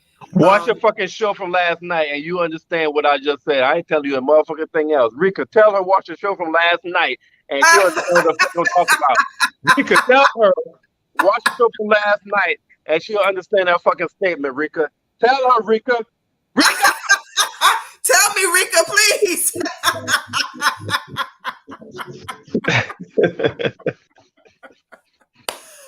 Oh my God. All right. So celebrity couples. We're gonna stay on celebrity couples for a little bit. Well, not necessarily celebrity couples, but man and woman. Well, yeah, we'll stay here for a minute. Basketball Wives star Shawnee O'Neal marries Pastor Keon Henderson. Shawnee O'Neal is best known as the star of the hit reality TV's VH1 Basketball Wives, or as the ex-husband of NBA superstar Shaquille O'Neal. But she's now Shawnee Henderson. So her man is a pastor, which I didn't know that. I will tell you why I posted this. I will tell you why I asked you the goddamn. I posted this for us to talk about.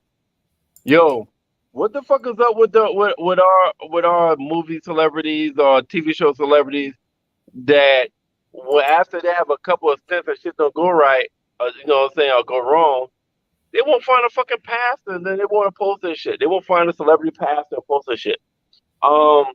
Megan Good with the pastor way went different.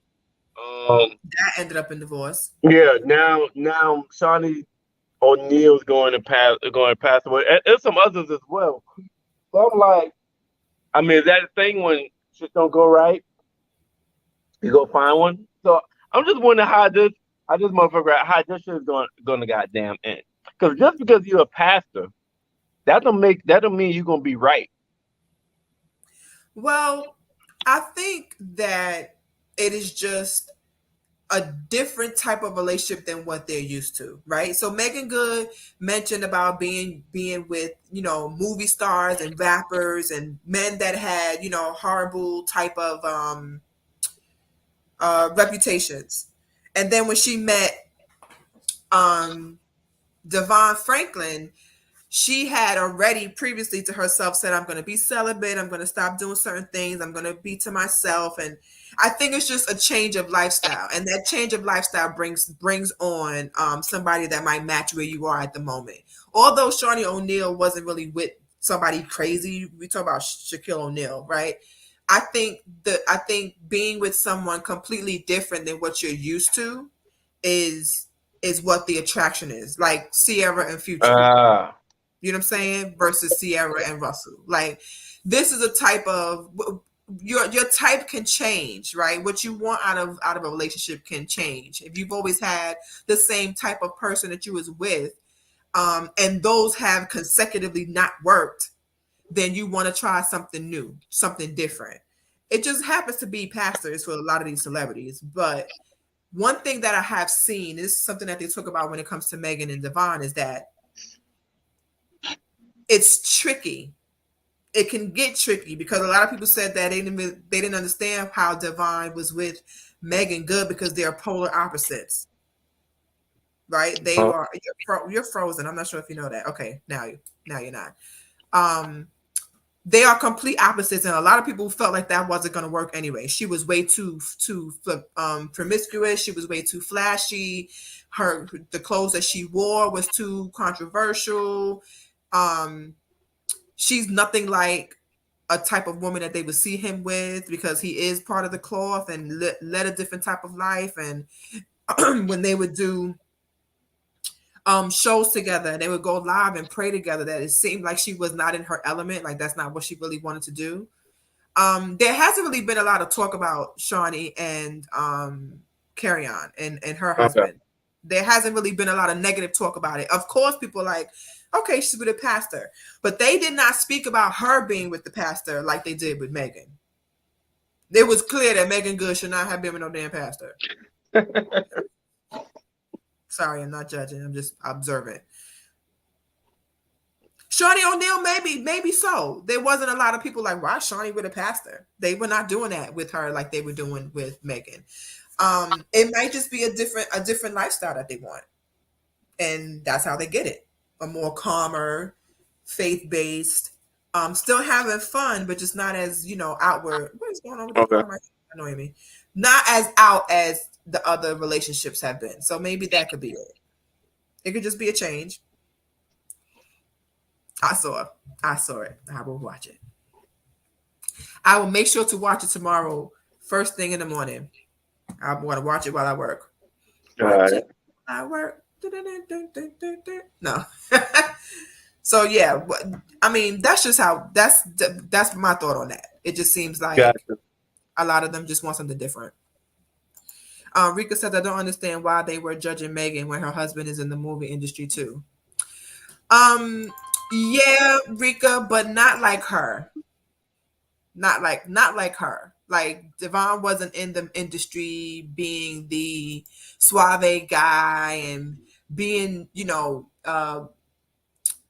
a sexy image and always the arm candy for people like Megan Good was. Megan Good also talks a lot about how she was the party girl in the industry. And she wasn't saying that she got ran through, but she was mixy. She talks about that. She talks about. Yo, I love that word. She was mixy, huh? She was mixy. That's not a new word. That's an industry word. An industry word is a person who is everywhere. They got to be seen by everyone. They're everywhere. They're every party, every function, every award show, they're everywhere. So they call them mixy. And she talked about that. She talked about how, you know, they're mixy. Even if you look at Megan Good, you won't see her. You definitely wouldn't say, oh, you know what? I can see Megan with a pastor. No, definitely was not what people saw her with. So yeah, they just really want something different. So we got one more topic and then we're gonna go to the main one and we'll close it out. Chick-fil-A testing out food delivery robots to enhance restaurant operations.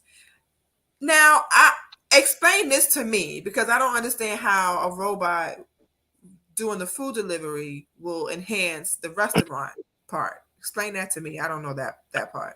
Exactly. You know what I'm saying? Is that robot gonna say my pleasure like every fucking body at Chick-fil-A normally does? Is that robot gonna fucking smile when you bring my goddamn order? That like am I gonna get the human touch of the respectfulness and the kindness and all the shit that Chick-fil-A has taught their motherfucking employees to make us feel so motherfucking good about coming to the fucking drive-thru or coming inside? Am I going to get all that shit dealing with a motherfucking robot? Am I? You might. They got robots doing a lot of human things now. That robot might come and give you a hug and tell you, Merv, you still got a chance with me along. Hey, then I'll give that motherfucking robot a tip. But hey, that's what got me wondering. You know what I mean? Because Chick-fil-A is not they try to pride themselves on not being transactional. They're not a transactional fast food place. Yeah, they try to bring the human element, the kind element, the pleasure element. You know what I'm saying? My pleasure, I got you. It's raining. They have umbrellas on coming to bring your food. So I would see someone like a McDonald's doing that more because McDonald's transactional as fuck. They don't give a fuck about customer service. They don't give a fuck how and they can really follow through on their transactions. Right. Like, nigga, you want this burger or what? Right. Give me your fucking money. Welcome McDonald's. We don't have any French fries. The machine is broke. We're out of We don't have any more McFlurries. How can I help you? Right. And get the fuck on. I got a customer behind you. Is that it? Okay, drive around. Oh, no, I'm sorry. I want something else. Okay, what is it? Okay, I'll add it. Drive around. Listen, there has been many a times, and I'm not saying this to be funny. This is real life. This is me being transparent. There has been times I have gone to Chick-fil-A to just get my food and go on, right? But the person who took my order was so damn pleasant that I left Chick-fil-A in a better mood than when I pulled up. I pulled up like, okay, let me get, a Cobb salad, no bacon, no tomatoes, extra egg, grilled chicken, balsamic, 2 balsamic dressings, and an Arnold Palmer light ice. Oh, Sunjoy. They call it Sunjoy light ice. Okay, is there anything else that you like for that? And I'm like, no, I think that's it. Okay, would you like any? What kind of sauce would you like? And I'm just like, you know what? Let me get this. And then she's like, all right, well, that be total. Would that be card or cash? And I'm just like, well, you know what? I think I'm gonna pay with the card. Here's my card. And then after I get my order, I pull up and they go, Rebecca? I'm like, what? That's me. By the time I get my Chick-fil-A Cobb salad, I'm like, I can conquer the world. Here I come to save the day.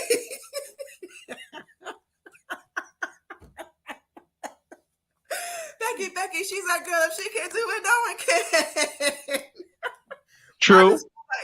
I had Chick-fil-A for dinner tonight. So like, I don't know. It just I definitely appreciate good customer service. And it's so funny that if I go to Chick-fil-A and my service is not top tier, I'm like, who messed with my cashier?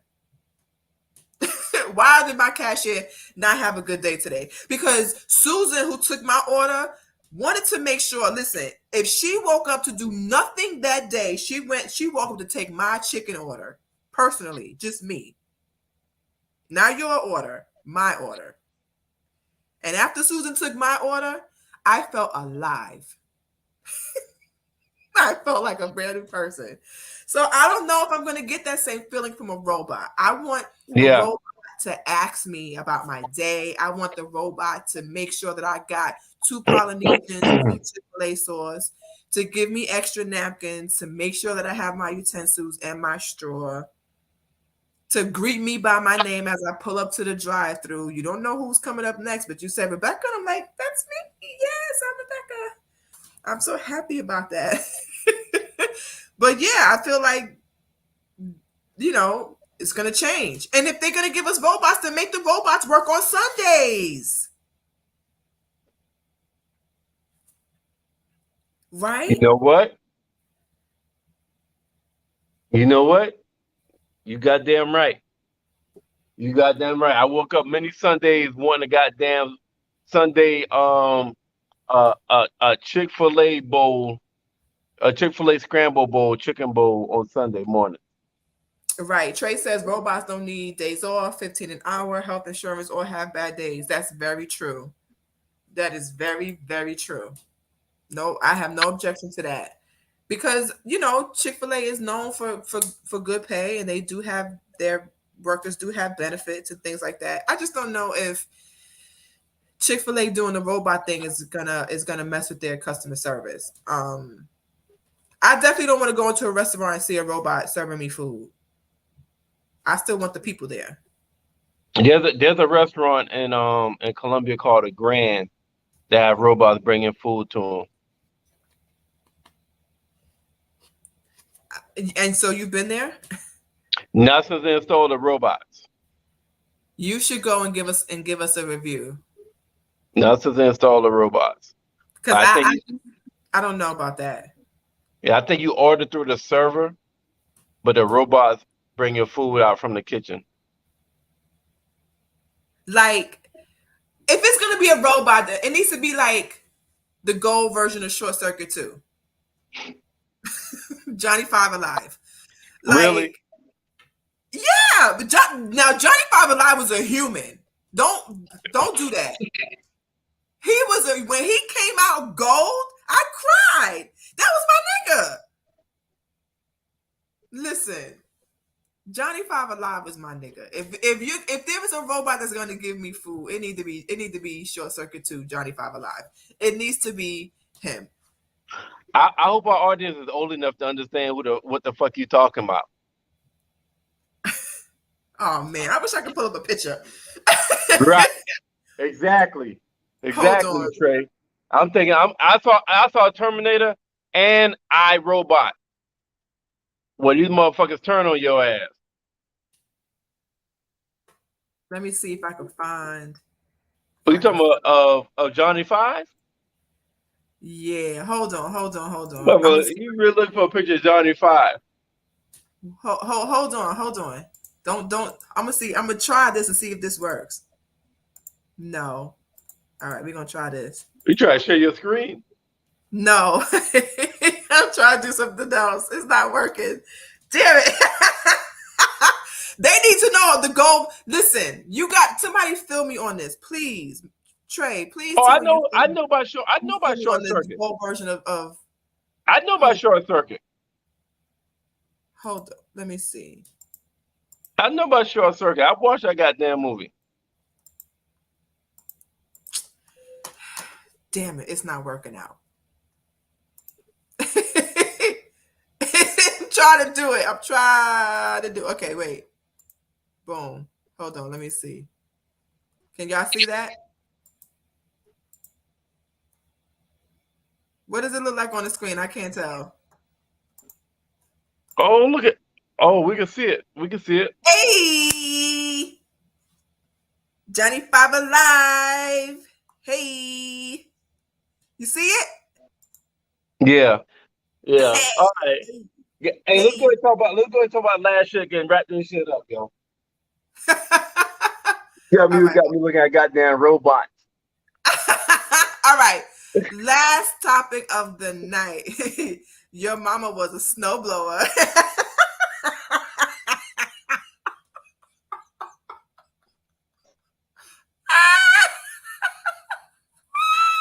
Okay. See, now I'm going to go watch that movie. All right. This is the hot topic that has been the hot topic for the damn whole week. Bam. Monique calls DL Hughley out at a comedy show. It's a bitch nigga. So for those who don't know what's happening with Monique and DL Hughley, let me give you a quick recap. So they're on tour together and they are doing a show with Ida Rodriguez and I want to say somebody else, DL Hughley and Monique. Contracts, of course, have to be drawn. And this particular night, Monique goes on stage and just starts blasting DL, calling him a bitch nigga, calling him a coward, talking about his wife, his dog, saying that he feels sorry for his family. She feels sorry for his family and his wife. How could you, give head to a coward dude and just all this stuff, right? And nobody really knew what was going on. This is all something that just Monique is back on stage, angry at somebody else, running her damn mouth, talking all of that jazz. So we later find out that there was a contract issue. So long story short, in comedy shows, you have a headliner. The headliner is the one that gets the butts in the seat. The headliner is the one who everyone has come to see the most. It is the main reason why you're at the show. Being a headliner in comedy is a really big thing. It means you get paid more. It means that you have more say. You have more privileges. You get to run the show. DL Hughley. And you normally go last. That is the main thing here. So this particular night, Monique and her particular understanding was that she was the headliner. So DL Hughley was like, no, I'm the headliner. You go on, and then I go on after you. Of course, this is not a conversation that they're having with each other. This is the conversation that each of them are having with their teams. So, first thing is, Monique was like, that's not my contract that I signed. I signed to be the headliner. She goes on stage and talks about the headliner. What kind of bitch ass nigga is going to argue with a black female? She goes that whole protect black women rant and blasts DL. And then DL has to come on stage after her and perform after she does that. And it's a whole big thing. So I wanted to play. Let me start on this audio Hey, because there's been a lot that's going on in the Beck, news. before you play that, Yeah. before you play it, right? I've been looking at the same scenario, and to be honest with you, I don't know who's lying. I don't know. Like both of them have posted contracts. Both of them have posted contracts. Monique had posted a contract where it was DL Hughley going second to last, and then she go last. They had a day show where the headliner goes first. Then they got a night show where the headliner go last. And on the one that Monique posted, she's going first in the day show, and she's going last in the night show. The Dale Hughley came and posted after Monique, where it's exact opposite. He's going first in the day show, and he's going last in the night show. I don't know who. I really don't know who contract.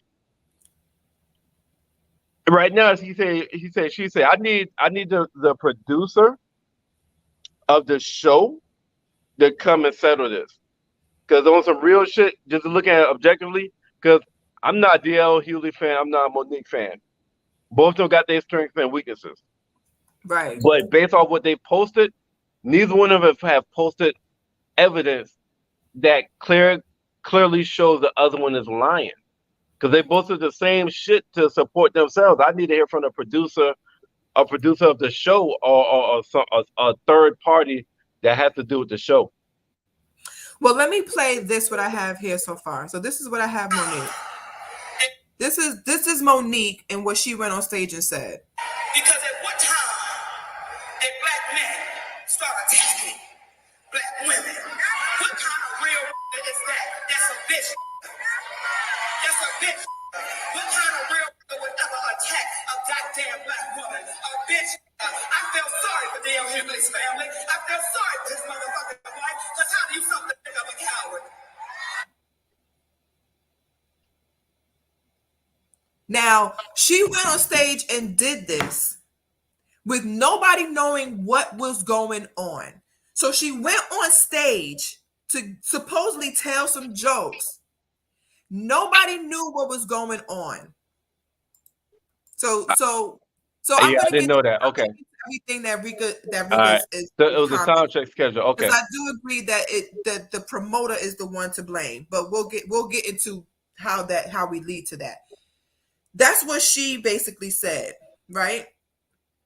Then you have D.L. Hughley, who, yes, Trey, and I'm going to get to his audio because he talks about that.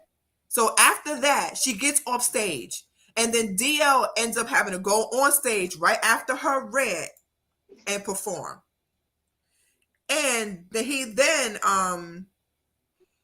talks about a couple things. So let me play his audio and his response to that. So nobody knows what's going on. She goes on stage and she says all of that. This is his response. I have to do with you. What did I have to do with your contract? What did my dog have to do with your contract? What does my wife have to do with your contract?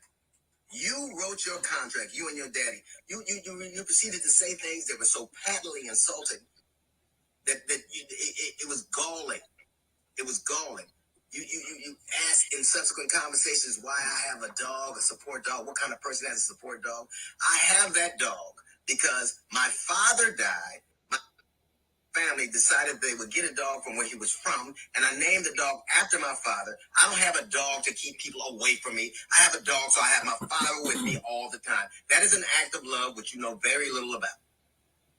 You proceeded to assault my sexuality. You have the temerity to assault someone's sexuality, a man's sexuality, given who you lay next to. None of that had anything to do with alleged contract dispute. You could have taken that up with a lawyer. What did I? So he's basically saying that you went on stage and popped all this shit for no reason because your issue was not with me. Your issue was with your contract. So what he posted was a deal memo. A deal memo is a prerequisite to a contract. A deal memo is an itemized list of what you have, and that then gets sent over to the official people to draw a contract based on that deal memo. And what it showed was her going first, him going last. But both of them posted that though. Him being right. Well, not necessarily. He posted what's called a deal memo.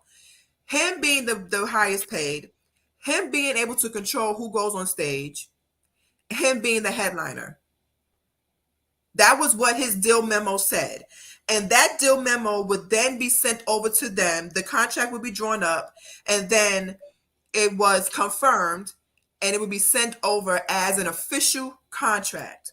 That's what D.L. Hughley posted, because she was like, post the contract, post the contract. She then posts what she has, which looks like a contract, but it's on her own company's letterhead.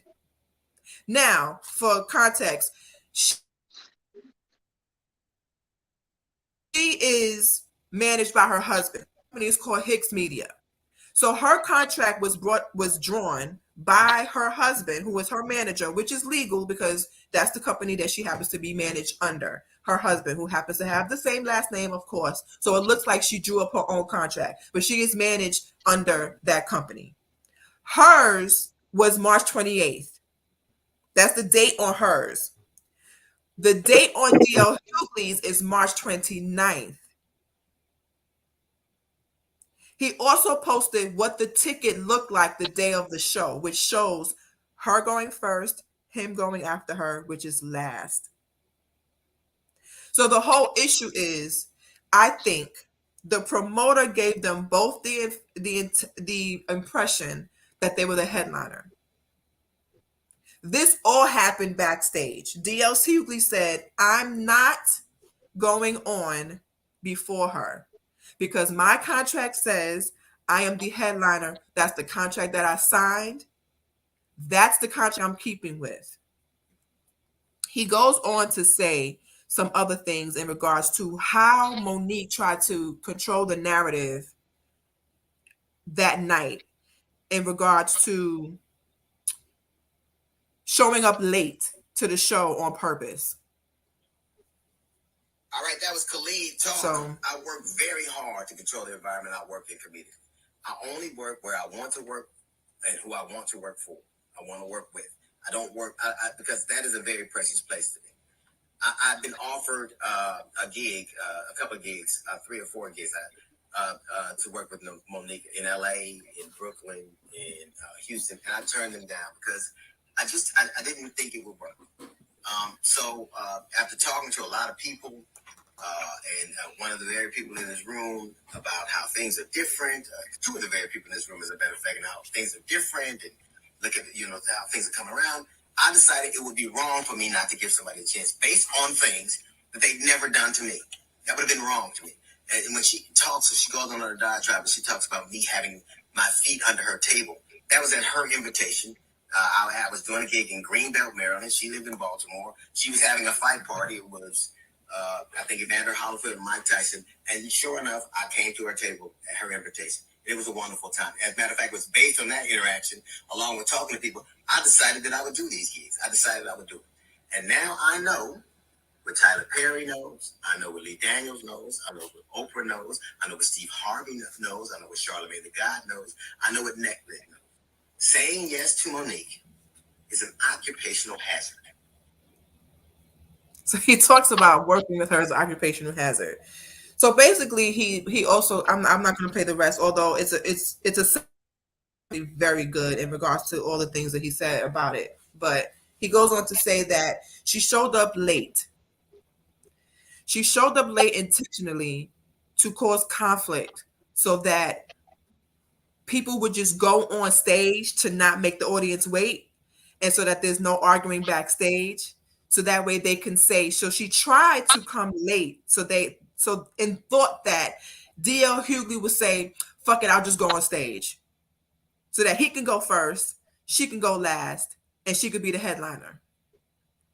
What she did not expect to happen was DL say, no, I'm the headliner. I go last. If you're late, you're just late. I'm not going after you. And I refuse to go after you because that's not what my contract is. So she ended up going on stage anyway, like the time she was supposed to, but she was pissed about it because in her eyes, she was the headliner. She was supposed to go last. So when she went on stage, instead of telling jokes, she went on stage and blasted him and then ran off the stage. Literally ran in her heels off the stage. And then wait. She ran off the stage? Okay, well then you don't believe me. Yeah. She helped. Yeah. I'm Send it to me. Play this. There's no way for you to play it. I don't think so. Just send it to me. No. She literally ran off the stage. But you're not gonna be able to play it though. Like I want to see it. So send that shit to me. Yeah. And the way she ran off the stage was like mad funny too, because she she's head on heels, and she, she's not as big as she used to be, but she's not as skinny as she thinks she is either, and ran off the stage for real. So let me see if I can find it. But in the meantime, that's what she thought to do, and it didn't work out, and she got her ass handed to her, and he had to go on stage after that. So Yeah, Trey. She got an attitude, got busted in 4K, and now she's silent, and she looked like a damn fool. So I would love to hear from the promoter of this event. Like what Rika said, I would love to hear from the promoter. Because it's crazy because she speak with so much conviction that it's like, damn, did the promoter tell her that she was gonna be a headliner to get her to agree to it? And then after she agreed, be like, well, nah, we're gonna go with DL. I'm just wondering. You know what I'm saying? That shit is crazy. Well, this is it right here. A goddamn black woman, a bitch. I feel sorry for D.L. Hughley's family. I feel sorry for his motherfucking wife. Because how do you suck the dick of a coward? Because at what time? You see how she ran off? Damn. So what Rika put is, it says the crazy thing is, I don't know why it's not coming up. It's something going on. The crazy thing is he didn't even get to the venue until 15 minutes after she was supposed to already be on stage. So he was supposed to go on stage at 9:45. He got there at 9 o'clock. He was going to go in there, perform, and leave. She did not want to go on stage because she was intending that she was the headliner. And the crazy thing is that whatever was going on with the contracts and stuff was backstage. Nobody knew this. So she went on stage, and here we are. And after she done waited 10 years for an apology from Lee Daniels because of whatever grievance she had when she was doing Precious, she was just getting back into people's good graces. And then she does this again, which further confirms what everybody was thinking of her. And I hate to say it because that's not always the case. But she's feeding into that angry black woman feeling that people have towards her, and she's starting to prove everybody right in regards to her attitude, because her issue was not with DL. She did not have to talk about his family. She did not have to call his wife, feel sorry for his wife because she's with him, mention his dog, question his sexuality because his name is DL. It stands for Daryl Lynn Hughley. That's what the DL stands for. Daryl Lynn. That's his name. And she's done. This is her MO. She just likes to just yell at people and just and whenever things doesn't go her way, she just gets angry about it. I think it's dumb. And she want to work. I'm not saying to be quiet and just take mistreatment, or to be quiet when things don't go your way and just shut up and dribble like they want us to. But there is a time and a place and tact, and there's a way to handle it. Did this just start with Netflix? Yeah. Is that was the first thing that kind of set her off? Well, I think the first thing was Precious, because I want to say Precious was before Netflix. Yes, when people show you who you are, believe them the first time. Yes, Trey. I want to say the first thing was with Precious, and then the next thing was with Netflix, and then now here we are again. And then she's gone on these past 10 years talking about people and stating her grievances with them, which is fine. But at no point did she take any accountability. At some point, you have to say, what did I do? Because if these people, you originally wanted to work with them so badly, they couldn't have been that horrible of a people that you wanted to still work with them. So where did the change come from?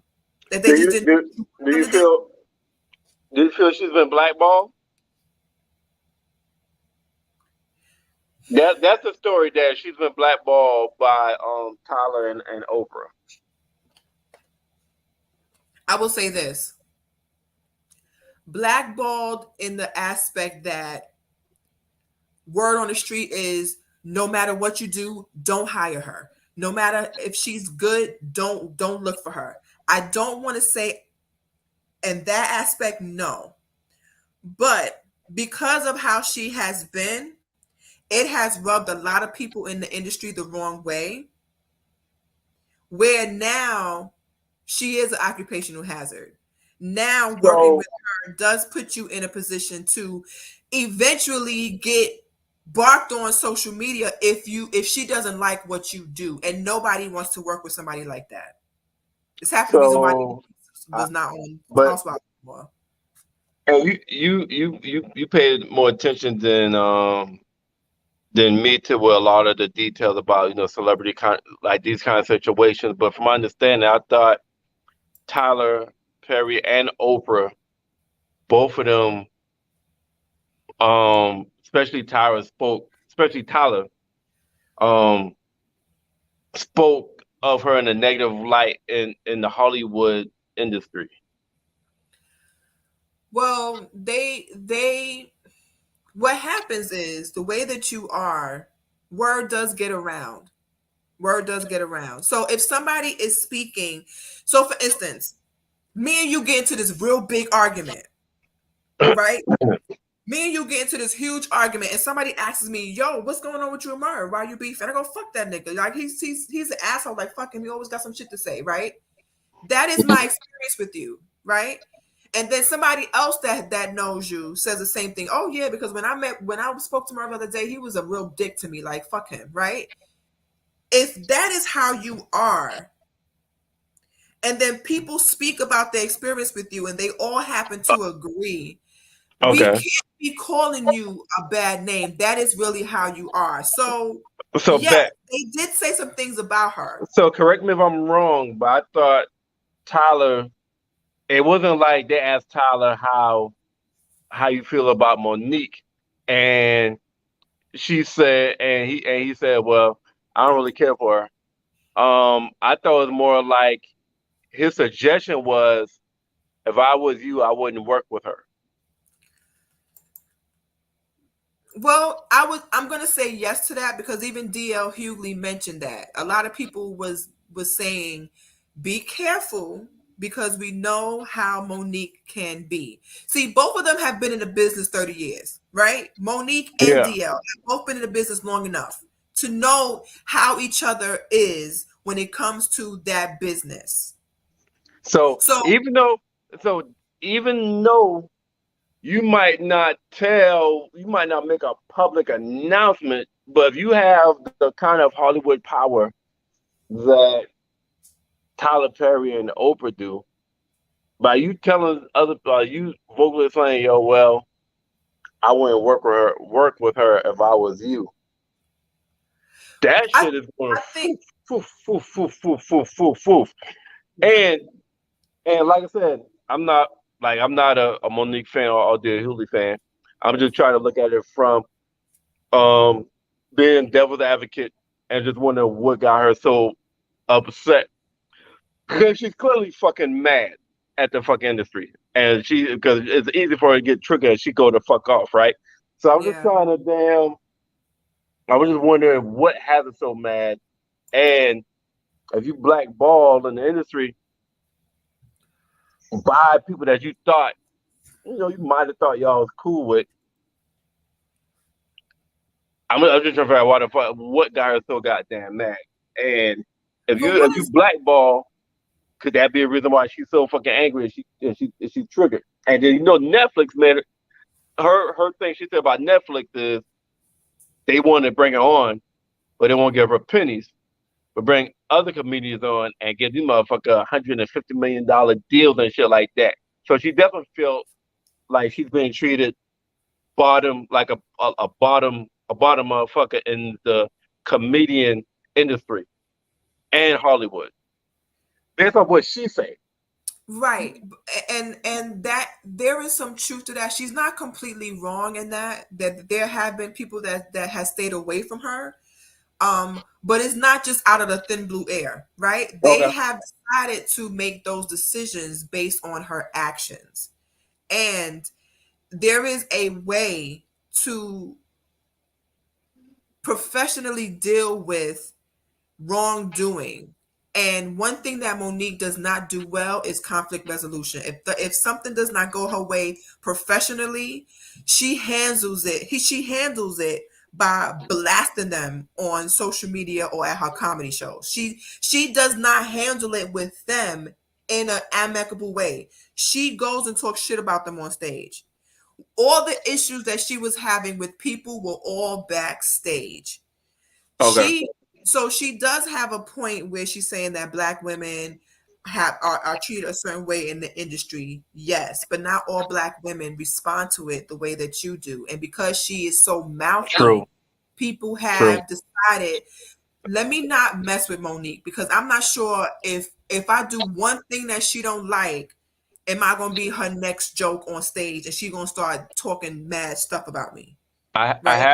have heard that from other Black female actors in Hollywood, that their pay grade is a lot lower than everybody else in Hollywood. Yeah. Their treat, like the Black females in Hollywood, the treatment, just the general treatment of them, not even the monetary part, just the general treatment of Black females in Yeah, Hollywood. Viola is Davis very- just talked about how somebody called her their maid's name by accident, which wasn't an accident. Some white guy kept calling her by his maid's name. Okay. I got you. She talks about how she's often been talked down upon. So Monique is not incorrect when she says that, but I think sometimes she's just handling shit way fucking wrong. she's burning She's bridges. handling Okay. And the I same got you. industry she wants to work in so badly, and is working against her. She can definitely handle herself way better and get what she wants a better way. Gotcha. Cool. Yeah, that's how I'm saying, because she was just like what Rika said. She had gotten the apology she had waited 10 years for.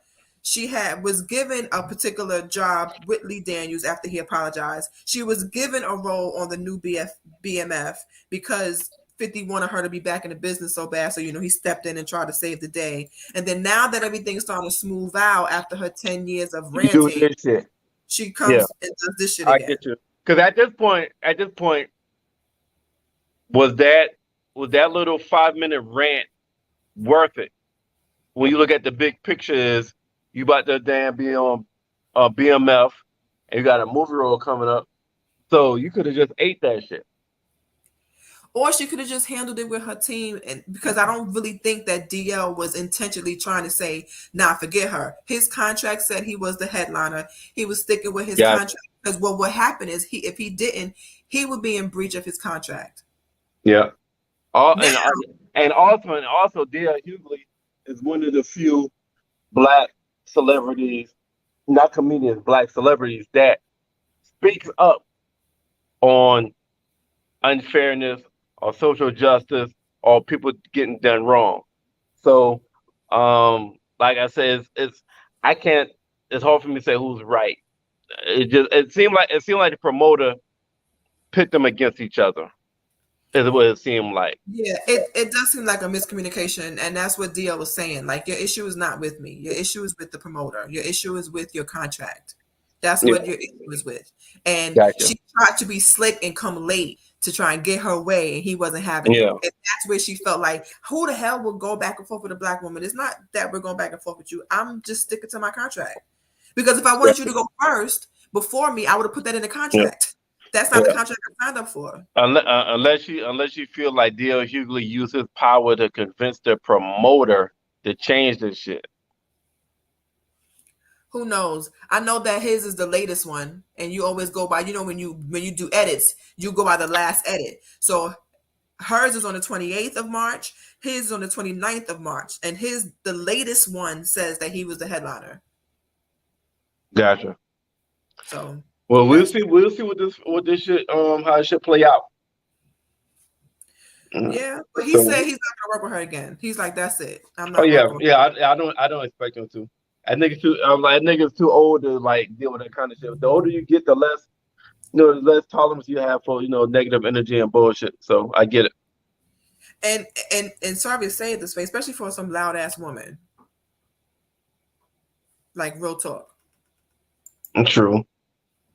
All right, let's wrap this shit up. We're at 2:15. There we go. Say your goodbyes.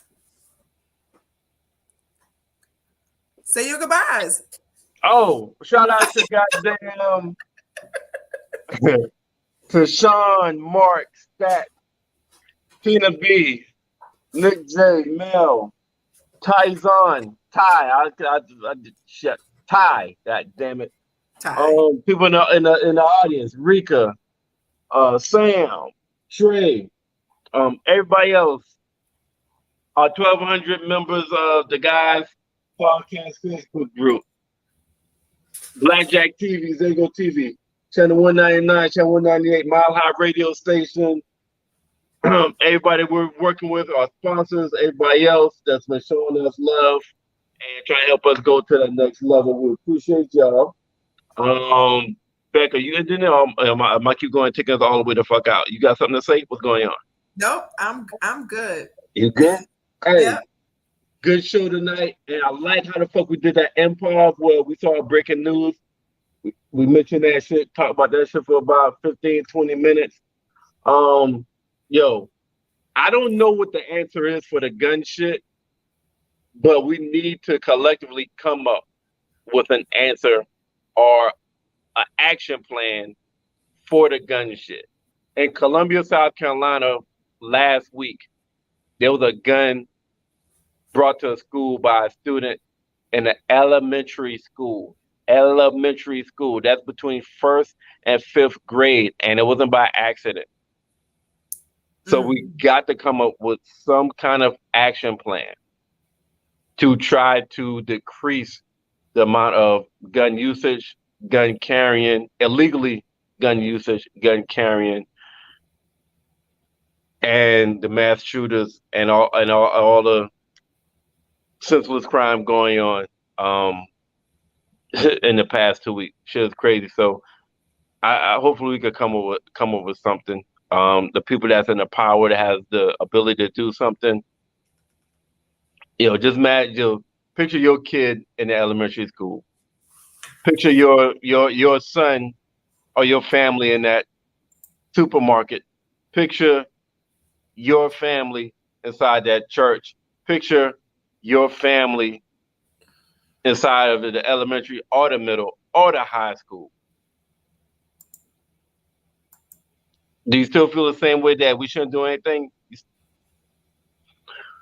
So, yeah, there's 2 weeks in a row that we had to talk very deeply in depth about a current situation dealing with these guns. I mean, we got to come up with something. I don't know what the answer is, but we got to at least brainstorm, and we need the powers to be to brainstorm and fuck politics. Let's just come up with a way to make shit safer. That's the only thing we should talk about. A way to make shit safer from the people that have the ability to do it. Now, also, we got to vote too. All right, because the people that's not making any actions or people that's in office, the only way they get the fuck out is for us to vote. That's my soapbox for that shit. Yo, good pod. We talk about a lot of different topics. Very well rounded. And Becca, Rika, what we gotta tell Becca? Watch the motherfucking show last night on P-Valley Season 1 recap, Becca. I will definitely do that. That is on my to-do list tomorrow. All First right. thing after breakfast. All right. Yeah, like Rika said, 2 kids got arrested from a high school in Columbia yesterday. So shit's crazy, y'all. But yo, like we always gonna do every Wednesday, we're gonna talk about trending topics. We're gonna talk about shit that's going on in America, shit that's going on in the world. We're gonna talk about the celebrity shit. We're gonna talk about the bullshit, and we're gonna talk about the local shit. And that's what the fuck we're gonna do on Wednesdays. We talk about trending shit. So bring y'all ass back next Wednesday, 8 o'clock. Same bad time, same bad channel. One thing for sure, you're gonna see Murph, you're gonna see goddamn Becca, and we're gonna be talking about that shit. And we're gonna be knee deep in this shit. And this Becca, shit. Merv, next week, 8 o'clock, bring your ass, and we out this shit. Peace, y'all.